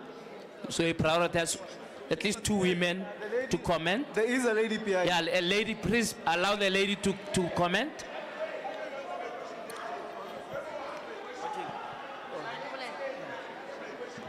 No, this forum is not ENCA. It's a forum of Unisa, and Unisa will answer. I'm just a facilitator. I'm not here on behalf of ENCA. So please do your homework about that. Go ahead. My question goes to the ANC. Yes. And it's very simple. After 30 years of democracy, why are we still questioning your government? Considering the ongoing challenges in our country, how are you planning to address the issues ensured by our citizens while you failed in the past 30 years? Yeah, right now we are divided into different parties because of the ANC government. So there's nothing that will change now when it fails in the past 30 years. Okay. Hey, rescue SA and vote for the DA. All right. Sir, quickly, 30 seconds. Final comment. Thank you very much, JJ. Thank you. My name is Tumani Mafuna from the ANC Youth League. My comment goes to the DA and its Smolanyana Alliance of Rise and Busa. In the Western Cape, there is 2 sets of realities.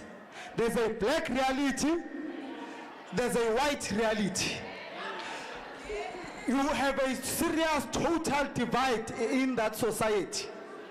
In the white community, there is total peace and tranquility. You go to the black and colored communities, there is serious violence, there is serious gangsterism, drugs and everything else. But also, the EFF is not innocent. The EFF is the partner in crime with the DA. The EFF, for example, here in Gauteng, they voted with the DA in municipalities. The EFF must not pretend as if they are anti-capital. They are pro-capital because they have been working with the DA, they've been giving DA power. Now, by working with the DA, it tells you that you are also liberal. You speak left and walk right. I don't have a question, I just had comments. Thank you very much. Thank you very much. Quickly, next comment. Good afternoon, everybody. All right. Let's give an opportunity. Go ahead.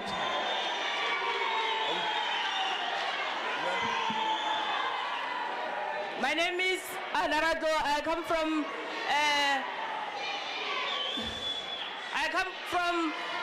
Tshwane Municipality, Ward 55. After 30 years of democracy, why are we still questioning your leadership? This question goes straight to the ANC. Why are we still questioning your governance after 30 years of democracy? Where I come from, with the issue of water and electricity, where I come from, there is no electricity. If I need water, I still need to go more than 1 kilometer to fetch water. All right. Colleagues, unfortunately, we have run out of time. Please, I can't take any more comments. We're going to end now. Is the only party that has a white person. All right. Parting shot, colleagues, Soli, briefly, your parting shot, please. Let's listen. Let's listen to the leaders. Parting shot, quickly, Soli. Parting shot. We are at the end. Thanks, JJ. Look, the reality of the situation where we find ourselves now is that this election is about the survival of the country. Yes. So we need to rescue South Africa from the ANC's governance. For every voter that's going out, the choice is going to be, who do you trust the most to keep you safe on the streets? All right. Who do you trust the most to fight for your battles? And for every young person who has never had a job, who doesn't have the prospect of getting a job, it's about who do you trust the most to create the environment that will create the jobs for you. And we believe we've got the best plan to achieve that. Thank you, Soli. Matlenge, briefly, parting shot. All right, thank you. Let's listen to others. Matlenge. When they're done, I will proceed. We are asking South Africans to vote for the ANC because despite what we've heard here today, it is all plans that are not informed by lived experience of governance. We will continue with accelerating with accelerating service delivery to our people, working with them. We say vote ANC. All right, advocate.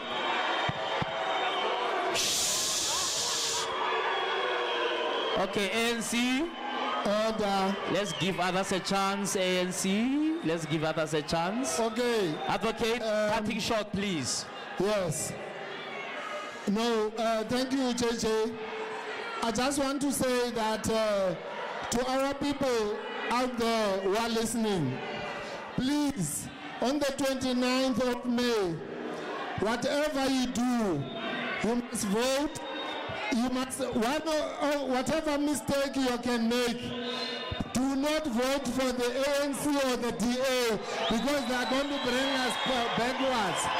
This is the worst combination you can ever get.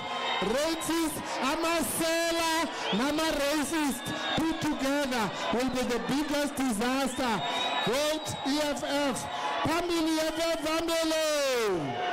Tata EFF, Tata. Dancing Amasela, Banze. All right, Dancing Amasela, Banze. Vuiswa, you got the last word. Sorry, ANC. Please give others a chance. EFF, please wait. Vuiswa. Okay, parting shots. Thank you, everybody. The people of South Africa are not stupid. They are not fooled by the same old leaders in different t-shirts. They are ready for change, and they need new leaders to take us forward into the next 30 years. We have been playing musical chairs with political parties. Every time the ANC makes a faction, a new party starts. We cannot allow that. We need new leaders with new ideas who can actually bring the change in this country. Rise, Mzansi, rise! Rise, Mzansi, rise! Rise, Mzansi, rise! We need new leaders! We need new leaders! Rise, Mzansi, rise! We need new leaders! Sorry. We want to ask here. Thank you, everybody. Go well. Thank you. Thank you, Vuiswa.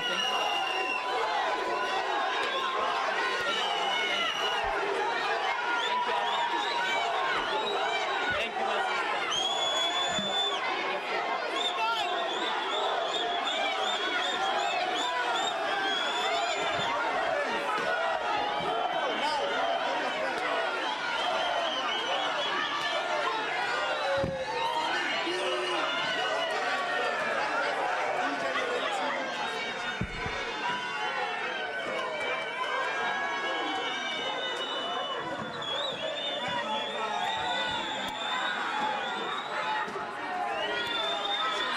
Thank you.